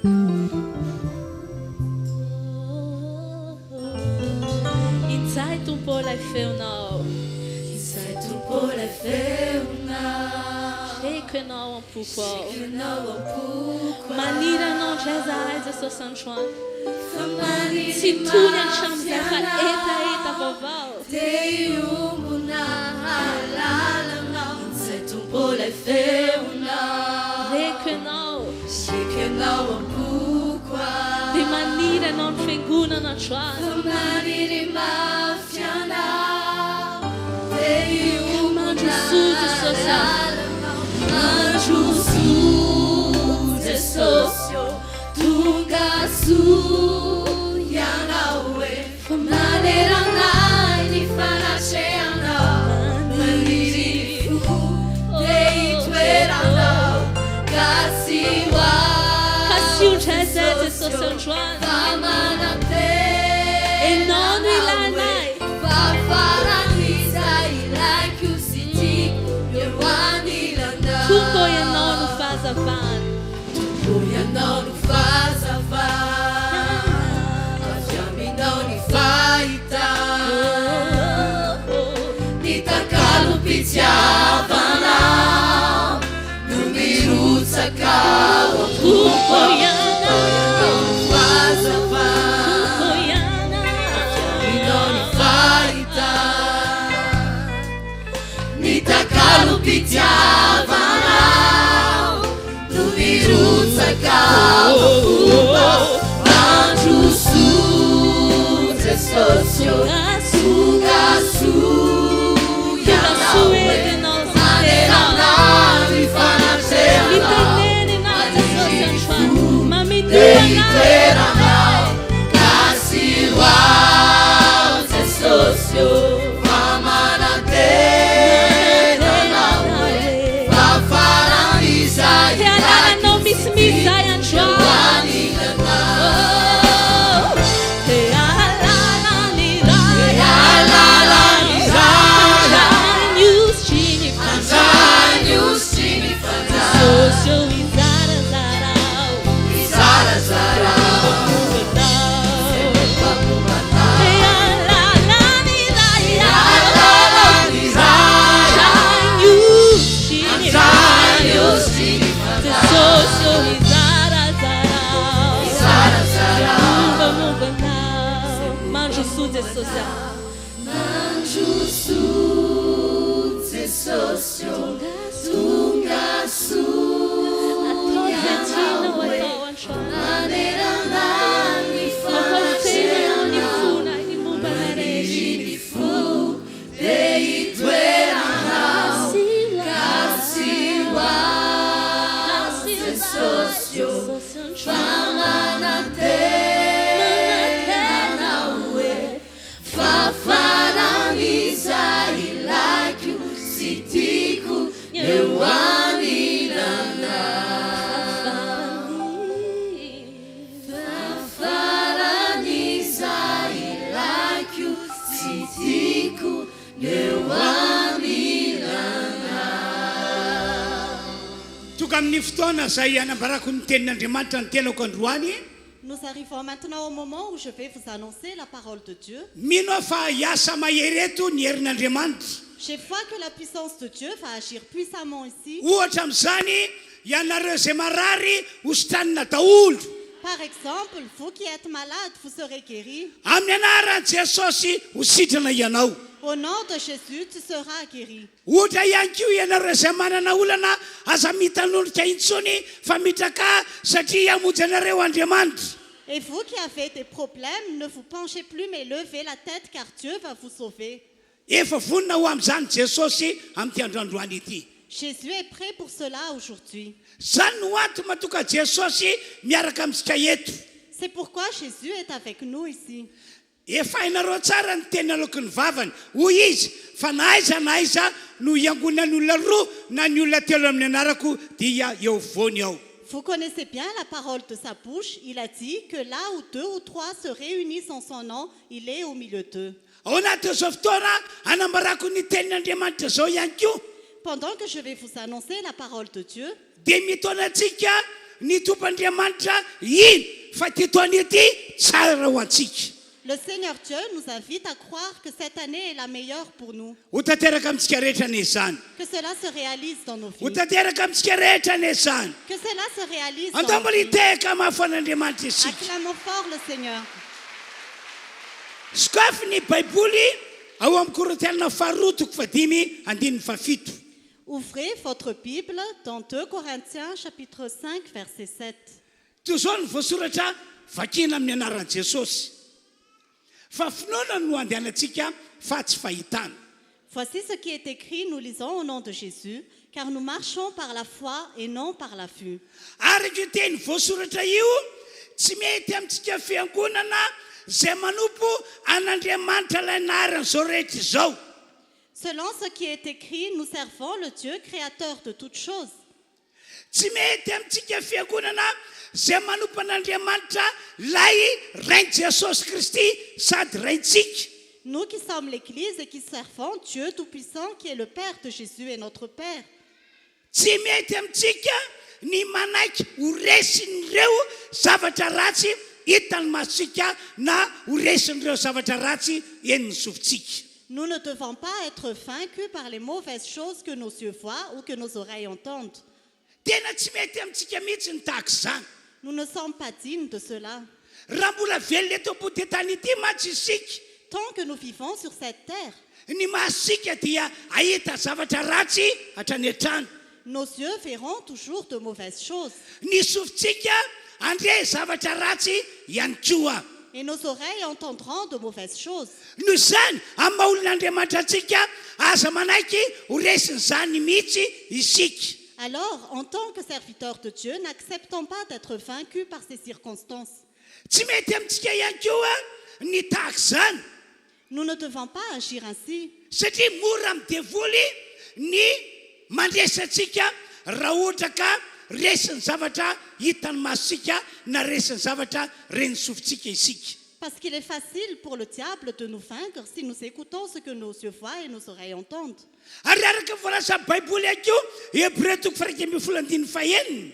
Et selon ce qui est écrit dans Hébreux chapitre 11 verset 6, Tsisy famonjeny azon'Andriamanitra atao raha ohatra ka manaiky resin'ny zavatra ratsy hitany masitsika isika na manaiky ho resin'ny zavatra ratsy eniny sofintsika. Dieu ne peut pas intervenir dans notre vie si nous acceptons d'être vaincus par ce que nos yeux voient ou ce que nos oreilles entendent. Zany no antony matoka amin'ny Paoly apôstôly amin'ny androany ity manentana antsika rehetra. C'est pourquoi l'apôtre Paul aujourd'hui nous invite Hoe na inona zava-misy eto ambonin'ny tany que quelles que soient les choses qui arrivent sur cette terre, aza mandeha araka ny zavatra hitany masonareo ianareo hoy Paoly. ne marchez pas selon votre vue, dit Paul, Fa maha-olon'Andriamanitra antsika mandeha amin'ny finoana mandrakariva isika. mais en tant qu'hommes et femmes de Dieu, marchons toujours par la foi. Ary amin'ity androany ity dia mananatra antsika ny tompoandriamanitra. Et aujourd'hui, le Seigneur Dieu nous enseigne.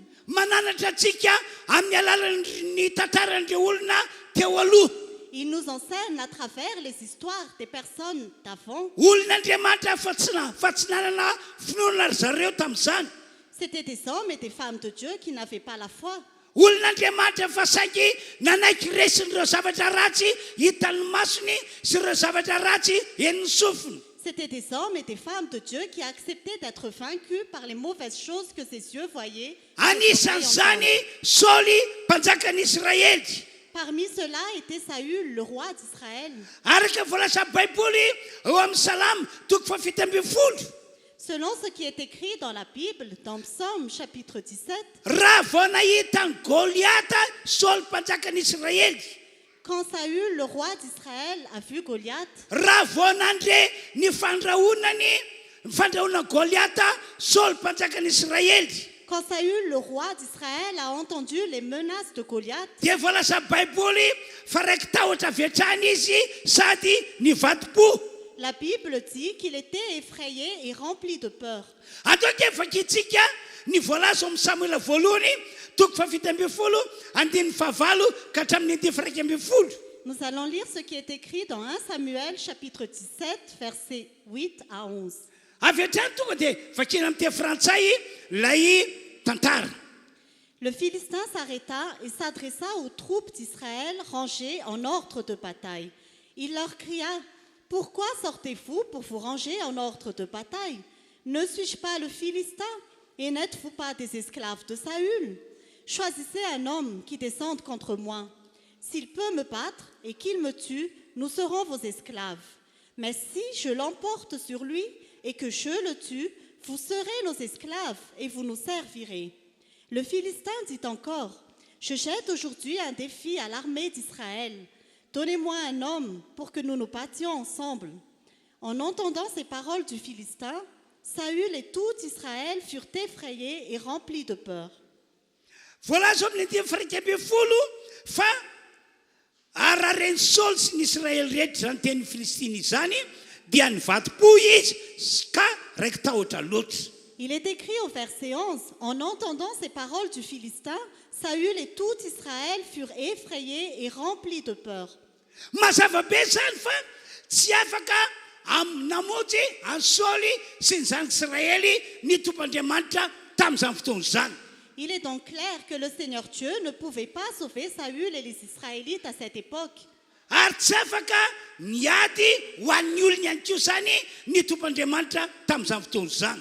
Et le Seigneur Dieu ne pouvait pas se battre pour son peuple en ce temps-là. Satria avy any ambonin'Andriamanitra no nahita an Saoly sy zanak'Israely fa nandeha tamin'ny fahitana izy. Parce que d'en haut, Dieu a vu que Saül et les Israélites avaient péché et avaient regardé par la vue. Zany indrindra no ato matoka amin'ny Paoly miteny amintsika amin'ny androandroany ety hoe filoana no andehanantsika fa tsy fahitana. C'est pourquoi Paul nous dit aujourd'hui que nous marchons par la foi et non pas par la vue. Averiko indray le teny nataoko tery aloha manao hoe Je répète encore ce que j'ai dit au début. na inona zavatra ratsy hitan'ny masika sy zavatra ratsy eniny sofintsika amin'izao vaninandro zao. Quelles que soient les mauvaises choses que nos yeux voient et que nos oreilles entendent à notre époque actuelle, Asa matahotra mihitsy ianao. n'aie pas peur, Asa matahotra mihitsy ianao. n'aie pas peur. Manana finoana hatrany hatrany. Et toujours la foi. Fa ny Andriamantsika dia afaka mamonjy andre olona zay manana finoana azy. Car notre Dieu peut sauver ceux qui ont la foi en lui. Tsy afaka miaradia amin'ny olona tsy manana finoana mantsy Andriamanitra. Parce que Dieu ne peut pas marcher avec les personnes incrédules. Hébreu toko faraiky ambin'ny folo andiny fahaenina hoy ny Baiboly. Dans Hébreux chapitre 11, verset 6, la Bible dit: Fa raha tsy amin'ny finoana dia tsy misy azo atao azahoana sitraka amin'Andriamanitra fa izay manatona an'Andriamanitra dia tsy maintsy mino fa misy izy ary tsy maintsy mino fa mpamaly soa izay rehetra mazoto mitady azy izy. Or, sans la foi, il est impossible d'être agréable à Dieu, car il faut que celui qui s'approche de lui croit que Dieu existe et qu'il récompense ceux qui le cherchent. Raha mbola ekenao foana ny maha-olon'Andriamanitra anao rehefa ekolona tonga eto Si tu es un homme ou une femme de Dieu, chère assemblée qui est ici, dia mandehana amin'ny finoana mandrakarivo. marchez toujours par la foi. Ataovy zava-pady ny manaiky ho resiny zavatra ratsy hitan'ny maso na ny manaiky ho resiny zavatra ratsy eniny sofiny. N'accepte pas d'être vaincu par les mauvaises choses que tes yeux voient ou les mauvaises choses que tes oreilles entendent. Ataovy hianatra ho antsika ho iaho ny nanjoa an Saoly sy ny miaramila ny Israely rehetra. Que ce soit une leçon pour nous, ce qui est arrivé à Saül et à toute l'armée d'Israël. Ohatra anankiray faharoa ihany koa dia ny tantaran'ny zanak'Israely izay nanda tsy hiditra ao amin'ilay tany Kanana. Deuxième exemple aussi, c'est l'histoire des Israélites qui ont refusé d'entrer dans le pays de Canaan. Kilometatra vitsivitsy tsy atokavana ao amin'ny tany Kanana no nanda tsy hiditra indray ny zanak'Israely. Il ne restait plus que quelques kilomètres pour arriver au pays de Canaan et les Israélites ont refusé d'entrer. ianao ve zany teny zany Tu entends ces paroles? kilometatra vitsivitsy tsy hidirana ao amin'ilay tany kanana no nanda ny zanak'Israely fa tsy hiditra ao indray ry zareo. Il ne restait plus que quelques kilomètres pour arriver au pays de Canaan et les Israélites ont refusé d'y entrer. Nisy antony tao. Il y a une raison. Ny antony dia izao. La raison, c'est ceci. Rehefa avy ny safitany reo iraka tamin'izany fotoana zany. Après que les messagers aient exploré le pays en ce temps-là, dia resin'ireo zavatra ratsy hitany tao amin'ny tany kanana ry zareo. ils étaient vaincus par les mauvaises choses qu'ils ont vues dans le pays de Canaan. Resin'ireo zavatra ratsy eniny sofiny ihany koa ry zareo. Ils étaient aussi vaincus par les mauvaises choses que leurs oreilles ont entendues. Ino tsara ke ny teny nataon'ireo mpisafitany tamin'izany fotoana zany e. Écoutez bien ce que les explorateurs ont dit en ce temps-là. Ary ny tena loza dia ity. Et ce qui est vraiment grave, c'est ceci. Lay tahotra nahazo azy ireo dia nafafiny tamin'ny zanak'Israely ray manontolo. La peur qu'ils ont eue, ils l'ont répandue à tous les Israélites. Andovakitsika ny boky Nomery toko fahatelo ambin'ny folo. Nous allons lire le livre de Nombre, chapitre 13. Andovakitsika manomboka amin'ny andininy fafito amby roapolo ka hatramin'ny andimy fasivy amby roapolo. Nous allons lire à partir du verset 27 au verset 29. Dia nilaza taminy izy ka nanao hoe tokatany amin'ny tany izay nanranao anay izay koa tondra-droy sy tantely tokoa izy ary tony nivokatra avy tany. Andimy fahavalo amby roapolo eo ilay tena zavatra ratsy naseho ny zanak'Israely. Kanefa kosa mahery ny olona izay monina eo amin'ny tany ary ny tanàna dia mimanda sady lehibe dia lehibe. Ary koa nahita niteraky ny anakita teo izahay. Ny Amalekita no monina eo amin'ny tany atsimo ary ny Etita sy ny Jebosita ary ny Amorita no monina any amin'ny tany avoana ary ny Kananita no monina eo amoron'ny ranomasina sy eo amoron'ny Jordana hatreo aloha. Voici ce qu'ils racontèrent à Moïse. Nous sommes allés dans le pays où tu nous as envoyés. C'est vraiment un pays où coule le lait et le miel, et en voici les fruits. Mais le peuple qui habite ce pays est puissant. Les villes sont fortifiées, très grandes. Nous y avons vu des descendants d'Anak. Les Amalécites habitent la région du sud. Les Hittites, les Jébusiens et les Amoréens habitent la montagne, et les Cananéens habitent au bord de la mer Méditerranée et le long du Jourdain. Eo amin'ny andininy faharoa amby telopolo indray sy ny andininy fahatelo amby telopolo dia zao no voasoratra. Au verset 32 et 33, voici ce qui est écrit. Dia nilaza ratsy ny tany izay nosafony tamin'ny zanak'Israely izy ka nanao hoe ny tany izay nalenay nosafona dia tany izay mandevona monina eo ary ny olona rehetra mandevona ny monina eo ary ny olona rehetra izay hitanay teo dia olona vaventy be. Ary nahita ny filima teo izahay dia taranaky ny anakita avy amin'ny filima ary teo masonay dia tahaka tsigentana izahay ary tozany koa izahay teo masony. Et ils dénigrèrent devant les Israélites le pays qu'ils avaient exploré. Ils dirent, le pays que nous avons parcouru pour l'explorer est un pays qui dévore ses habitants. Tous ceux que nous y avons vus sont des hommes de haute taille. Nous y avons vu les géants, les descendants d'Anak, qui sont issus des géants. À nos yeux et à leurs yeux, nous étions comme des sauterelles. Selon les paroles que nous avons lues,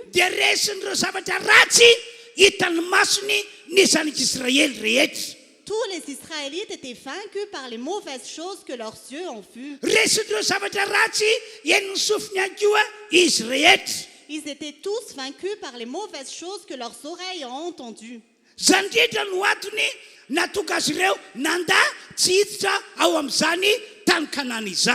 C'est pourquoi ils ont refusé d'entrer dans le pays de Canaan.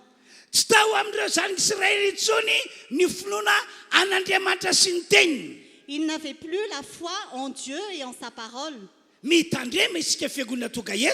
Faites attention, chère Église qui est fa ici, tena possible mihitsy ny tsy inontsika an'Andriamanitra sy ny teniny eo amin'ny fiainatsika. car c'est vraiment possible de ne pas croire en Dieu et en sa parole dans notre vie. Rehefa manaiky ny zavatra ratsy hita amin'ny maso, rehefa manaiky ho resy ny zavatra ratsy hita amin'ny masonao sy zavatra ratsy eny sofinao ianao, dia izay possible tsy ino an'Andriamanitra sy ny tenintsony ianao. Quand tu acceptes d'être vaincu par ce que tes yeux voient et par les mauvaises choses que tes oreilles entendent, c'est possible que tu n'aies plus la foi en Dieu et en sa parole. Foana tao anatin'ireo zanak'Israely ihany koa ny finoana ny fahalebiazan'Andriamanitra sy ny heriny. Les Israélites n'avaient plus la foi en la puissance de Dieu et en sa force. Talory zareo tena resy lahatra ny amin'ny fahalebiazan'Andriamanitra, fa tamin'ny tendry mandeha ity dia tsy nanana an'izany intsony zareo. Avant, ils étaient vraiment convaincus par la puissance de Dieu, mais à cette époque-ci, ils n'avaient plus cette foi. Adin'ireo zanak'Israely ihany koa ny zavatra lehibe sy magaga zay fa nataon'Andriamanitra hitany fony teny Egypta sy teny ampandehanana. Les Israélites ont aussi oublié les miracles que Dieu leur a fait quand ils étaient encore en Égypte et en chemin. Arabaky teny tena resin'ireo zavatra ratsy hitan'ny masony sy reniny sofiny ny zanak'Israely rehetra. Littéralement, tous les Israélites étaient vaincus par les mauvaises choses que leurs yeux ont vues et que leurs oreilles ont entendues. Ankoatran'izany navita nanosy tena mihitsy reto zanak'Israely reto noho ny tsy finoany. Et à part cela, ces personnes, ces Israélites, ont même prononcé des malédictions contre eux-mêmes à cause de leur incrédulité. Ataoko efa kitsika ny Nomerito 5:4. Nous allons lire Nombre, chapitre 14, versets 1 à 4. Vakina vetrany amin'ny teny frantsay lay tantara. Voici ce qui est écrit. Toute l'assemblée se souleva et poussa des cris, et le peuple pleura pendant la nuit. Tous les Israélites murmurèrent contre Moïse et Aaron, et toute l'assemblée leur dit, « Si seulement nous étions morts en Égypte ou dans ce désert, pourquoi l'Éternel nous fait-il aller dans ce pays où nous tomberons par l'épée, où nos femmes et nos petits-enfants deviendront une proie? Ne vaut-il pas mieux pour nous retourner en Égypte? » Et ils se dirent l'un à l'autre, « Nommons un chef et retournons en Égypte. » Raha fiteninareo tantara mahakasika ny zanak'Israely ireo dia izao. Si nous résumons cette histoire concernant les Israélites, Nanota tamin'Andriamanitra mihitsy ny zanak'Israely noho ny tsy finoany. les Israélites ont vraiment péché contre Dieu à cause de leur incrédulité. Satria nanaiky ho resiny zavatra ratsy hitan'ny masony sy ny zavatra ratsy eny sofiny zareo. Parce qu'ils ont accepté d'être vaincus par les mauvaises choses que leurs yeux ont vues. et que Androany leurs dia oreilles ambarako ont amintsika entendues. fiangonana toka eto Aujourd'hui, je vous annonce à tout ce qui est fa ici, ota ny tsy finoana. que l'incrédulité est un péché. Ota ny tsy finoana. L'incrédulité est un péché. Ota mampisaraka ny olombelona amin'Andriamanitra ny tsy finoana. L'incrédulité est un péché qui nous sépare de Dieu. Ka dia mananatra antsika Andriamanitra mba tsy ho amin'izany intsony isika toka eto. Et Dieu nous enseigne que nous ne fassions plus comme cela, nous tous qui sommes ici. Tsy hoe ny olona mijagajaka ihany natao hoe manota. Ce ne sont pas seulement les personnes qui commettent l'adultère qui sont des Tsy pécheurs. hoe ny olona mangalatra ihany natao hoe manota. Ce ne sont pas seulement les voleurs qui sont des pécheurs. Tsy hoe ny olona maloto fo ihany natao hoe manota. Ce ne sont pas seulement ceux qui ont le cœur impur qui sont des pécheurs. Fa ny olona manaiky resiny zavatra ratsy hitan'ny masony sy zavatra ratsy eny sofiny dia klasiny Baiboly hoe manota ihany koa. Mais ceux qui acceptent d'être vaincus par les mauvaises choses que leurs yeux voient et que leurs oreilles entendent sont aussi classés parmi les pécheurs. Klasiny Baiboly ho manota ihany koa ny olon'Andriamanitra tsy manana finoana. La Bible considère le peuple de Dieu qui n'a pas de foi comme des pécheurs. Dia mazava be zany hoe ahoana no ahafahan'Andriamanitra miaraka amin'ny olona tahaka izany. Et alors, comment est-ce que Dieu peut agir dans la vie de telles personnes? Hébreux 11:5. Hébreux chapitre 11, verset 6. Fa raha tsy amin'ny finoana dia tsy misy azon'Andriamanitra atao eo amintsika. Fa zay manatona an'Andriamanitra tsy maintsy mino fa misy izy, ary tsy maintsy mino fa izy dia mpamaly soa ho an'izay rehetra mitady azy. Or, sans la foi, il est impossible d'être agréable à Dieu, car il faut que celui qui s'approche de lui croit que Dieu existe et qu'il récompense ceux qui le cherchent. Satria nanota tamin'Andriamanitra ny zanak'Israely. Parce que les Israélites ont péché contre Dieu Sady navita nanosy tena ihany koa. et ils se sont prononcés des paroles de malédiction Dia lasa ratsy fehefara ry zareo. et ils avaient une mauvaise fin. Lasa ratsy fehefara ry zareo. Ils avaient une mauvaise fin. Ataovaka itsika ny lomere toko faefatra ambin'ny folo ka ny andiny fahavalo amby roapolo hatramin'ny andiny fa telopolo. Lisons Nombre chapitre 14, versets 28 à 30. Andriamanitra no miteny eto. C'est Dieu qui parle ici. Hoy izy, raha velonako ho aho ho Jehova, dia arak'izay no lazainareo teo anatrehako no ataoko aminareo. Ety amin'ity tany ity no hiapatraparan'ny fatinareo, ary anareo rehetra izay voalamina araka ny nansananareo dia ny hatramin'ny 20 taona no miakatra izay efa nomonmonina tamiko, dia tsy ho tonga mihitsy any amin'ny tany izay nananganako tanana amponinana anareo ianareo afa-tsy Kaleba zanaky Jefone sy Joshua zanaky Nona ihany. Annonce-leur, aussi vrai que je suis vivant, déclare l'Éternel, je vous ferai exactement ce que je vous ai entendu dire. Vos cadavres tomberont dans ce désert. Vous tous dont on a fait le dénombrement, en vous comptant depuis l'âge de 20 ans et au-dessus, et qui avez murmuré contre moi, vous n'entrerez pas dans le pays que j'avais juré de vous faire habiter. Aucun de vous n'y entrera, excepté Caleb, fils de Yefune, et Josué, fils de Nun. Satria nanosy tena ianareo noho ny tsy finoanareo. Parce que vous avez prononcé des malédictions contre vous-même à cause de votre incrédulité, Dia tapa-kevitra hoy Andriamanitra, je suis décidé, dit Dieu, fa zay ozina torono vavanareo ihany no ataoko tanteraka aminareo. que cette malédiction que vous avez prononcée par votre bouche va se réaliser dans votre vie. Tsy amelanareo hiditra ao amin'ny tany Kanana mihitsy aho hoy Andriamanitra. Je ne vous laisserai pas entrer dans le pays de Canaan, dit Dieu. Marina fa efa nanao fianiananao fony ianareo tany Egypte. Certes, je l'ai déjà juré quand vous étiez en Égypte, Fa izao Jehovah Andriamanitra reo mais moi, l'Éternel Dieu, no handray atanana anareo, je vais vous prendre en main, hitatana anareo, je vais vous conduire ary hanome anareo ny tany Kanana. et je vais vous donner le pays de Canaan. Tsy mandanga hoy Andriamanitra, Je ne mens pas, dit Dieu. tsy mamitaka hoy Andriamanitra, Je ne vous trompe pas, dit Dieu. fa saky noho ianareo tsy mino intsony, Mais à cause de votre incrédulité, tsy mino ahy, vous ne croyez pas en moi, tsy mino teniko, vous ne croyez pas en ma noho parole, ianareo nanosy tena, parce que vous avez prononcé des amiko malédictions contre nanota vous-même. ianareo hoy Andriamanitra. Alors vous avez péché, dit Dieu. Ka dia arak'izay teninareo no tanterako ny fiainanareo. Et ce que vous avez prononcé va se réaliser dans votre vie. Fa Joshua zanaky Kaleba ihany, fa Joshua sy Kaleba ihany no ekeko ampidirina ao amin'io tany izay efa nanaovako fianianana io. Mais seuls Josué et Caleb entreront dans ce pays promis.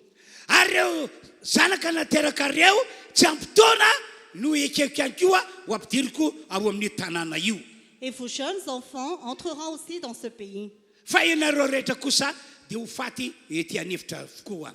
Mais vous tous, vous mourrez dans ce désert. Ratsy fiafara ny zanak'Israely satria tsy nanana finoana. La fin des Israélites était mauvaise car ils n'avaient pas la foi. Tsy nanana finoana ry zareo satria nanaiky resin'ireo zavatra ratsy hitany masony sy ireo zavatra ratsy eniny sofiny. Ils n'avaient pas la foi car ils acceptaient d'être vaincus par les mauvaises choses que leurs oreilles ont entendues et que Koa leurs yeux dia ont vues. mitandremy isika fiangonana eto Androndrakely mba tsy ho amin'izany mihitsy. Alors faisons attention, nous tous qui sommes à Ndjundjakely, pour ne pas faire la même chose. Araka ny teny tery aloha raha mbola velona eto ambony ty tany ety isika amin'izao andro faran'izao Et tant que nous vivons sur cette terre en ces derniers jours, dia hifanehitra amin'ny zavatra ratsy. nous verrons toujours de mauvaises choses. Masontsika mihitsy no ahitan'izany, Nos propres yeux le verront. ny sofintsika ndray an'izany. nos oreilles l'entendront, fa maha-olon'Andriamanitra antsika kosa mais en tant que peuple de Dieu, dia hijoro tsara isika, nous allons tenir ferme. hitoetra tsara isika, Nous allons tenir ferme. tsy zavatra ratsy no jerentsika. Nous n'allons pas voir les mauvaises Faraka choses, volasa baiboly lay Andriamanitra zay vavantsika no jerentsika. mais nous allons regarder le Dieu que nous adorons. Hiezaka hitoetra finoana isika. Nous resterons dans la foi. Fa raha tahaka izany ny fiainantsika, azo atoko fa ho tsara fefara isika.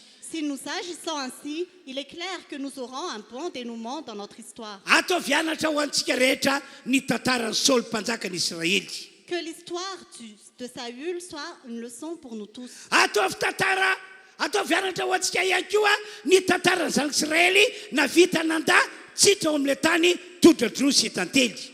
Que ce soit aussi une leçon pour nous, ce qui est arrivé aux Israélites qui ont refusé d'entrer dans le pays où coule le lait et le miel. Fa tena olana nge dia ity ihany koa e. Mais le vrai problème, c'est ceci. Tsy vitany hoe tsy nanana finoana ny zanak'Israely, Non seulement les Israélites n'avaient pas la foi, fa niapangan'Andriamanitra mihitsy ry zareo. mais ils ont vraiment menti Dieu. Lazainy fa Andriamanitra no ratsy toetra.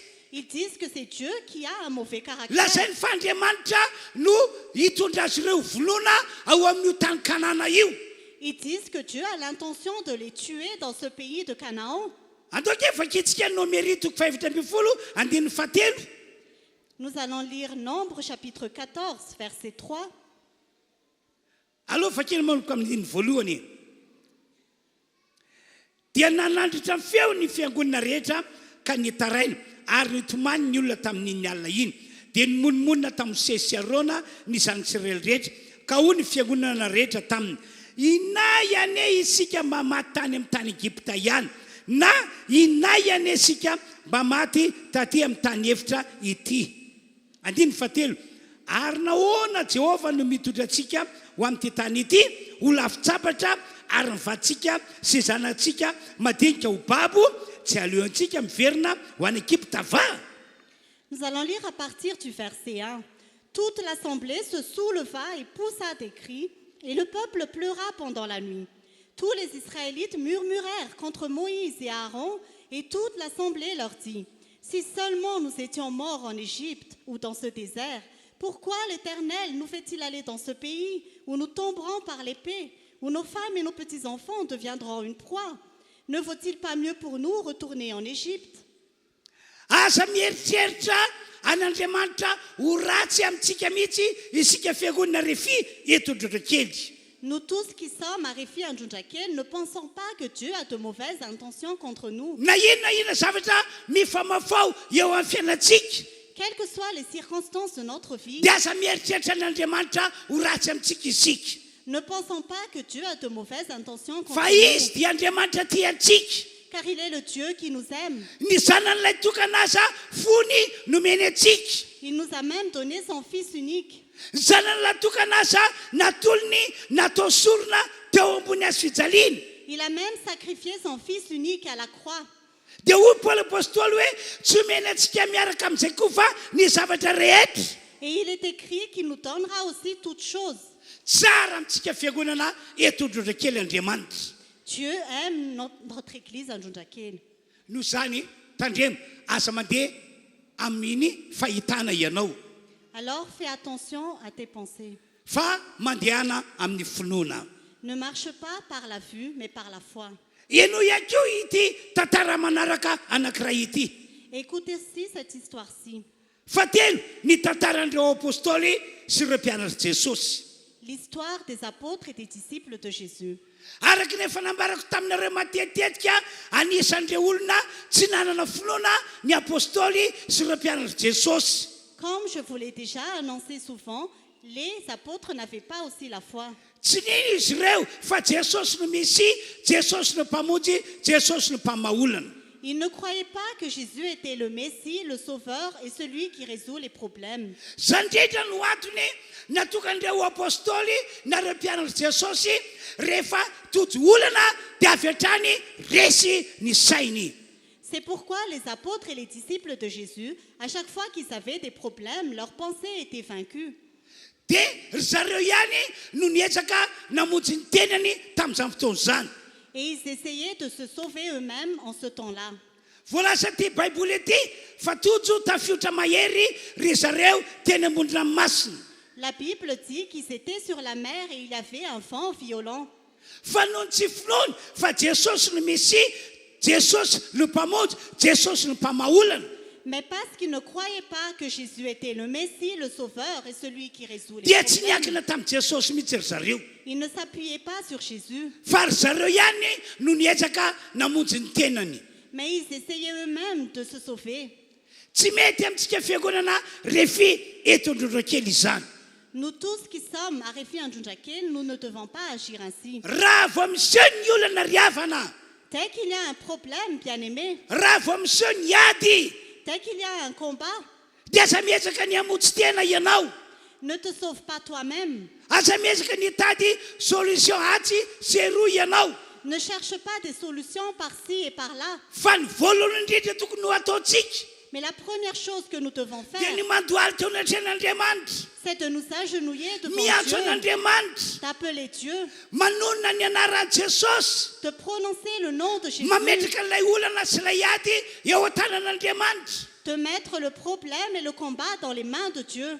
Raha manana finoana tokoa ianao Si tu as vraiment la foi fa Jesosy no Mesia, que Jésus est le Messie, Jesosy no mpamonjy, que Jésus est le Sauveur, Jesosy no mpamaolana, que Jésus résout les dia mandeha ho problèmes, azo amin'ny fiainanao ny mandoalika eo anatrehan'Andriamanitra. ce sera évident pour toi de t'agenouiller devant Dieu. Fa raha ohatra kosa avy hatrany resany zavatra ratsy hita amin'ny masonao ianao, Mais si tu es tout de suite vaincu par les mauvaises choses que tes yeux na voient, resany zavatra ratsy eny ny sofinao ianao, ou vaincu par les mauvaises choses que tes oreilles entendent, satria ianao karazan'ilay olona mandeha amin'ny fahitana, parce que tu es comme ces personnes qui marchent par la vue, avy hatrany dia resy ianao tu seras tout de suite vaincu. ary tsy ho hitanao hamonjanao Andriamanitra. Et Dieu ne va pas te sauver. Hiady reranao eto ambony tany ety. Tu vas être livré à toi-même sur Ary cette azo terre. antoka fo ratsy fefara ianao. Et c'est sûr que tu auras une mauvaise Noho foi. izany indrindra ry havana malala amin'ity androandroany ity. C'est pourquoi, bien-aimé, en ce jour-ci, Andaontsika hanao vavaka fifonana amin'Andriamanitra. faisons une prière de repentance devant Dieu. Raha sanadrika anisan'ireo olona tsy nanam-pinoana ianao hatramin'izay. Si tu n'avais pas la foi auparavant, Isika ny misy zavatra ratsy hita amin'ny masonao na reny sofinao dia resy ianao. à chaque fois que tu vois de mauvaises choses ou que tu entends de mauvaises choses, tu es vaincu. Andao hanao vavaka fifonana avy hatrany isika. Faisons une prière de repentance. Satria ota ny tsy finoana. Parce que l'incrédulité est un péché. Ota mampisaraka ny olon'Andriamanitra amin'Andriamanitra ny tsy finoana. L'incrédulité est un péché qui sépare le peuple de Dieu. Ary amin'izao andro faran'izao ny riko mba tsy ho zany mihitsy isika rehetra. Et en ces derniers jours, je souhaite que nous n'agissions pas ainsi. Eno ihany koa ty tantara anankiray ity. Écoute aussi cette histoire-ci. Etiko milaza aminareo hoe ataovy zavapady ny manaiky ho resiny zavatra ratsy hitan'ny maso na manaiky ho resiny zavatra ratsy eny ny sofina. Pour vous dire, n'acceptez pas d'être vaincu par les mauvaises choses que vos yeux voient ou que vos oreilles entendent. Tadidinareo angambany ny tantarany Petera. Est-ce que vous vous souvenez de l'histoire de Pierre? Petera sy ireo namany. Pierre et ses amis, Ndray alina dia nandeha lakana ry zareo. ils étaient dans une barque. Dia niseho teny ambony ranomasina Jesosy tamin'izany fotoana izany. Et Jésus s'est montré au milieu de la mer à cette époque. Dia hoe baiboly hoe raiky tahotra ny mpianatra rehetra satria hoe nahita matoto. Et la Bible dit que tous les disciples étaient effrayés car ils ont vu un fantôme. Fa saingy ho Jesosy hoe tsy matoto aho fa izao ihany ity. Mais Jésus a dit, je ne suis pas un fantôme, c'est moi. Dia hoe Petera tamin'izany fotoana izany.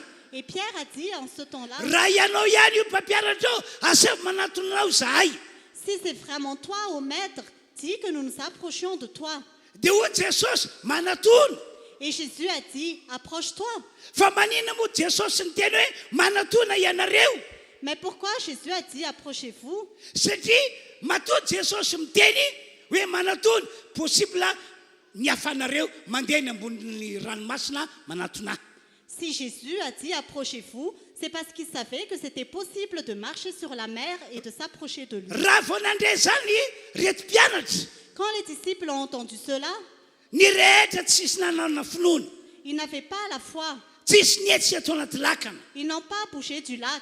fa petera kosa Mais Pierre, no finoana nananana à cause de sa foi, fa ilay mpampianatra no miantso azy que c'est le maître qui l'appelle, dia niala tao anaty lakana vetrany izy il est sorti de la barque. dia nandeha teny ambonin'ny ranomasina Il a marché sur la mer. gaga izy tamin'izao fotoana zany Il était très étonné en ce satria temps-là, tahaka ny mandeha eny ambony tany ny fandehanany eny ambony ranomasina car il marchait sur la mer comme s'il marchait sur la terre. gaga ihany koa reto mpianatra Et les disciples étaient aussi étonnés. tena talanjona Ils étaient vraiment satria étonnés nahita zava-magaga parce qu'ils ont vu un miracle. fa ity ny problème Mais voici le problème. raha mbola tena ambony ranomasina petera Quand Pierre était sur la mer, tsy napozina il ne s'y attendait pas. tapoka be Soudainement, dia nanonja ny ranomasina il avait de la vague no ny herin'ilay rivotra à cause du vent. dia hoe baiboly fa hovakiko aminareo le teny Et la Bible dit, je vais le lire, raha vao nahita ny rivotra sy ny ranomasina petera tonga dia niletika dès que Pierre a vu le vent et la mer, il a na dia coulé. tsy sokabava aza izy Même s'il n'y avait pas de problème, ny tao an-tsainy dia hoe maty amarina il s'était dit, je vais mourir, maty amarina je vais mourir. tonga dia niletika izy Tout de suite, il a coulé. andoka efa kitsika ny Matthieu toko fa dimy ambin'ny folo Matthieu toko fa efatra ambin'ny folo hoe dia ny andininy fito amby roapolo ka hatramin'ny andininy fa sivy amby roapolo Matthieu toko fa efatra ambin'ny folo andininy fito amby roapolo ka hatramin'ny andininy fa sivy amby roapolo ary ao tsara nge voasoratra ary Jesosy ny teny tamin'ny Petera niaraka tamin'izay hoe matoky fa zao ihany aza matahotra ary Petera namaly azy ka nanao hoe tompoko raha ianao ihany dia asaovy manatona anao eny ambony rano ao ary Jesosy manatona dia nidina niala teo amin'ny sambokely Petera ka nandeha tambony rano anatona Jesosy andiny fatelopolo ity lay olana fa raha nahita ny rivotra izy zay mahatonga antsika tenena hoe tsy mahazo mandeha amin'ny fahitana ary raha nahita ny rivotra izy dia natahotra ary raha vao niletika izy dia niantso hoe tompo vonjeo aho. Matthieu, chapitre 14, versets 27 à 30. Jésus leur dit aussitôt, « Rassurez-vous, c'est moi, n'ayez pas peur. » Pierre lui répondit, « Seigneur, si c'est toi, ordonne-moi d'aller vers toi sur l'eau. » Jésus lui dit, « Viens. » Pierre sortit de la barque et marcha sur l'eau pour aller vers Jésus.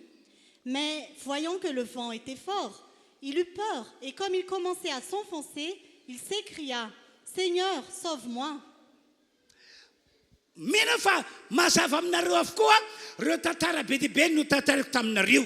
Je crois que toutes ces histoires que je vous ai racontées et Ho antsika fiangonana tonga eto pour nous qui sommes ici, ataovy zava-pady ny mandeha amin'ny fahitana ne marchez pas par la vue, indrindrindrindra fa manaiky ho resiny zavatra ratsy hitan'ny masontsika na resiny zavatra ratsy eny ny sofintsika. surtout n'acceptez pas d'être vaincu par les mauvaises choses que vos oreilles voient, que vos yeux voient ou vos oreilles entendent. Tsy olon'izao tontolo izao mantsy isika Nous n'appartenons pas au monde, fa olon'Andriamanitra. mais nous appartenons à Dieu. Izao tontolo izao manana fiainana Ce monde a sa vie, fa tsika olon'Andriamanitra kosa manana fiainantsika. mais nous qui sommes le peuple de Dieu, nous avons notre vie. Ny an'ity zao tontolo izao ity zay zavatra hitan'ny maso sy reny sofiny no raisiny ho fiafaran'ny fiainana. Pour ce monde, ce que ses yeux voient et ses oreilles entendent sont considérés comme la fin de leur vie. Fa sika olon'Andriamanitra kosa finoana atrandratrany no andehanantsika. Mais pour nous qui sommes le peuple de Dieu, nous marchons toujours par la foi. Satria isika manaiky fa misy Andriamanitra Parce que nous acceptons que Dieu existe. ary manaiky fa marina amin'ny tena lokon'ny vavany izy. Et nous acceptons qu'il est juste dans ses paroles. Ary mbola manaiky ihany koa fa tsy mba mandainga amintsika Andriamanitra. Et nous acceptons que Dieu ne nous ment pas.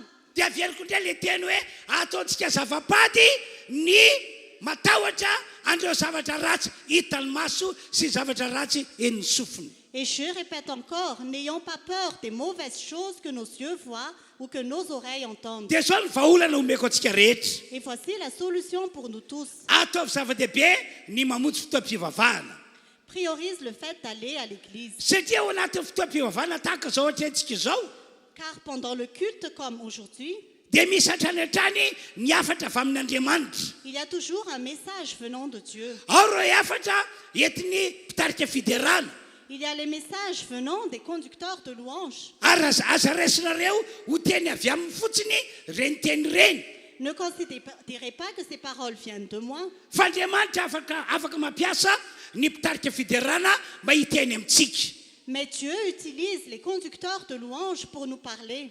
ao ihany keo ny fotoana andrenesantsika toriteny avy amin'ny ampanompon'Andriamanitra Il y a aussi le moment où vous entendez la prédication du serviteur de Dieu.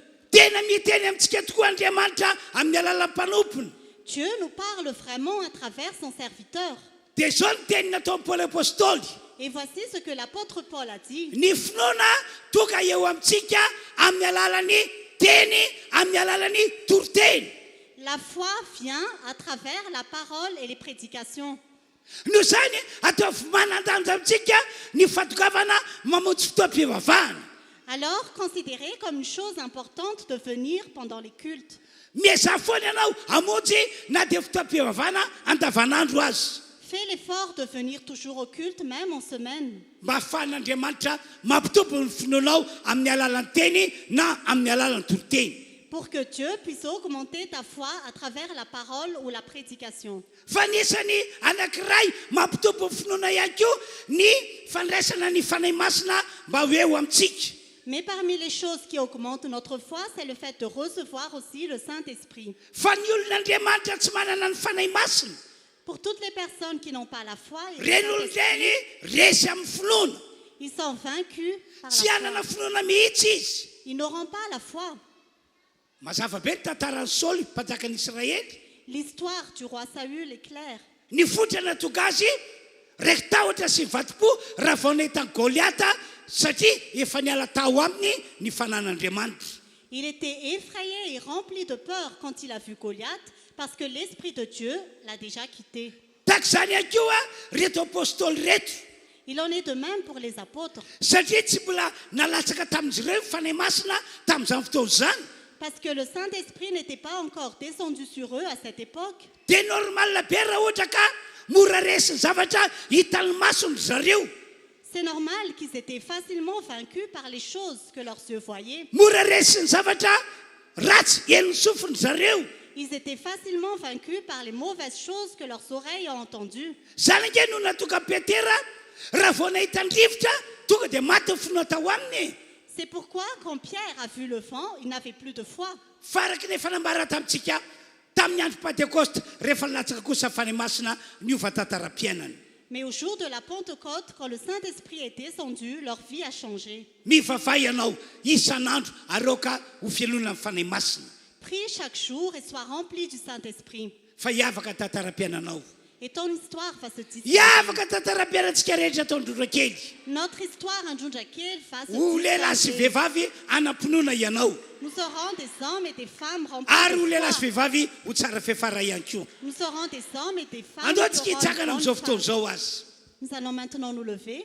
fa afaka voalohany ataontsika fifonana amin'Andriamanitra satria nanota tamin'Andriamanitra isika La première prière que nous allons faire une prière de repentance car nous avons péché. araky ny nambarako taminareo teo ho tamatsy ny tsy finoana Car comme je vous l'ai dit tout à l'heure, l'incrédulité dia est hifona un péché. amin'Andriamanitra isika Alors nous allons nous Tena repentir hibebaka. devant Dieu. ary ilaza hoe so amin'izany tsony ao Et nous allons nous repentir et dire que dia nous n'avons fanampy plus agi. hivavaka isika mba hilatsaka amintsika fanahy masina Ensuite, nous allons prier que le Saint-Esprit descende. atsaka sur ny nous. tananao dia andao hivavaka tsika rehetra Lève ta main et prions. samy mivavaka azy Prions. sokafa mivavatsika rehetra Ouvrons notre bouche. ho anareo any tokantrano mivava tahaka ny ataonay eto an-toerana Pour vous qui êtes en ligne, priez comme nous le faisons ici. asa atao zavatra maivana ny tsy finoana nanananao hatramin'izay Ne néglige pas l'incrédulité que tu avais depuis toujours.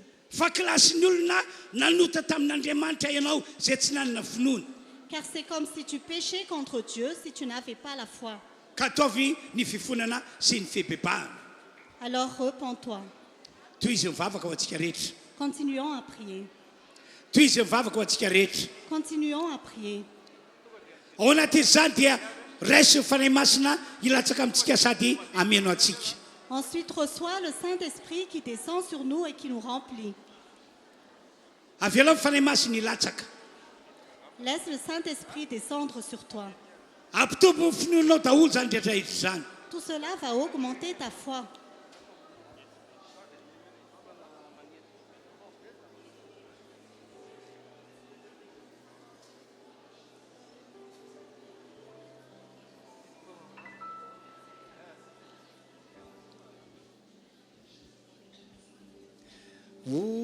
Usutro midina eto amiko ianao no fototra ny fandreseko. Usutro midina eto amiko ianao no fototra ny fandreseko. Midina fanahy masina.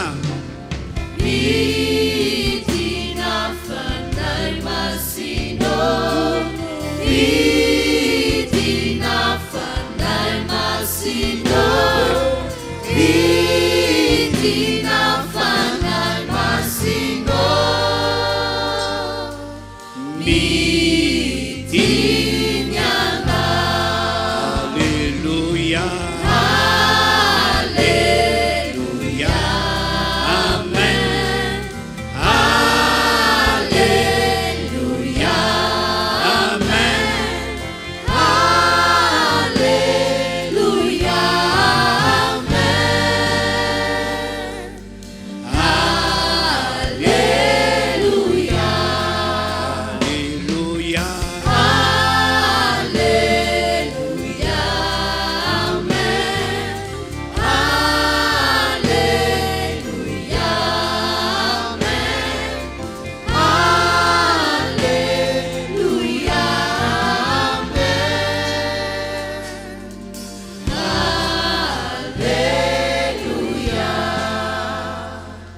Misotranao zahay ry Andriamanitra io. Nous te remercions, ô Dieu. Tena tia anay ianao. Tu nous aimes vraiment. Efa namela ny elokay rehetra ianao. Tu nous as déjà pardonné. Efa nosasanao tamin'ny rano Jesosy izahay. Tu nous as lavés par le sang de Jésus. Manomboka amin'ity androandroany ity. Dorénavant, Finoana no andehananay. nous marcherons par la foi. Finoana no andehananay. Nous marcherons par la foi. Tsy anaiky ho resy zavatra ratsy hita ny masina intsony izahay. Nous n'acceptons plus d'être vaincus par les mauvaises Tsy choses anaiky ho que resy nos zavatra yeux ratsy eny sofinay ihany koa izahay. voient, ni par les mauvaises choses que nos oreilles entendent. Raisinay ho anatra ho anay Nous considérons comme une leçon ny tantaran'ny Saoly mpanjakan'Israely l'histoire de Saül, le roi d'Israël, sy ny tantaran'ireo zanak'Israely rehetra izay nandà tsitro amin'ny tany Kanana. et l'histoire de tous les Israélites qui ont refusé d'entrer dans le pays de Canaan. Raisinay hianatra ho anay ihany koa ny nahazo an'i Petera. Nous considérons aussi comme une leçon ce qui est arrivé à Pierre. Noho ny asa fanenao masina raha eo Par ton Esprit Saint, ô Père, dia tonga olona vaovao zahay. nous sommes devenus de nouvelles Fiangonana personnes. manam-pinoana dia fiangonana ity. Cette église est une église qui a la Fiangonana ho foi. tsara fiafara dia fiangonana ity. C'est une église qui aura une bonne fin. Misaotra ray malala Merci au Père. amin'ny anaran'i Jesosy. Au nom de Jésus. Amen. Amen. Amen.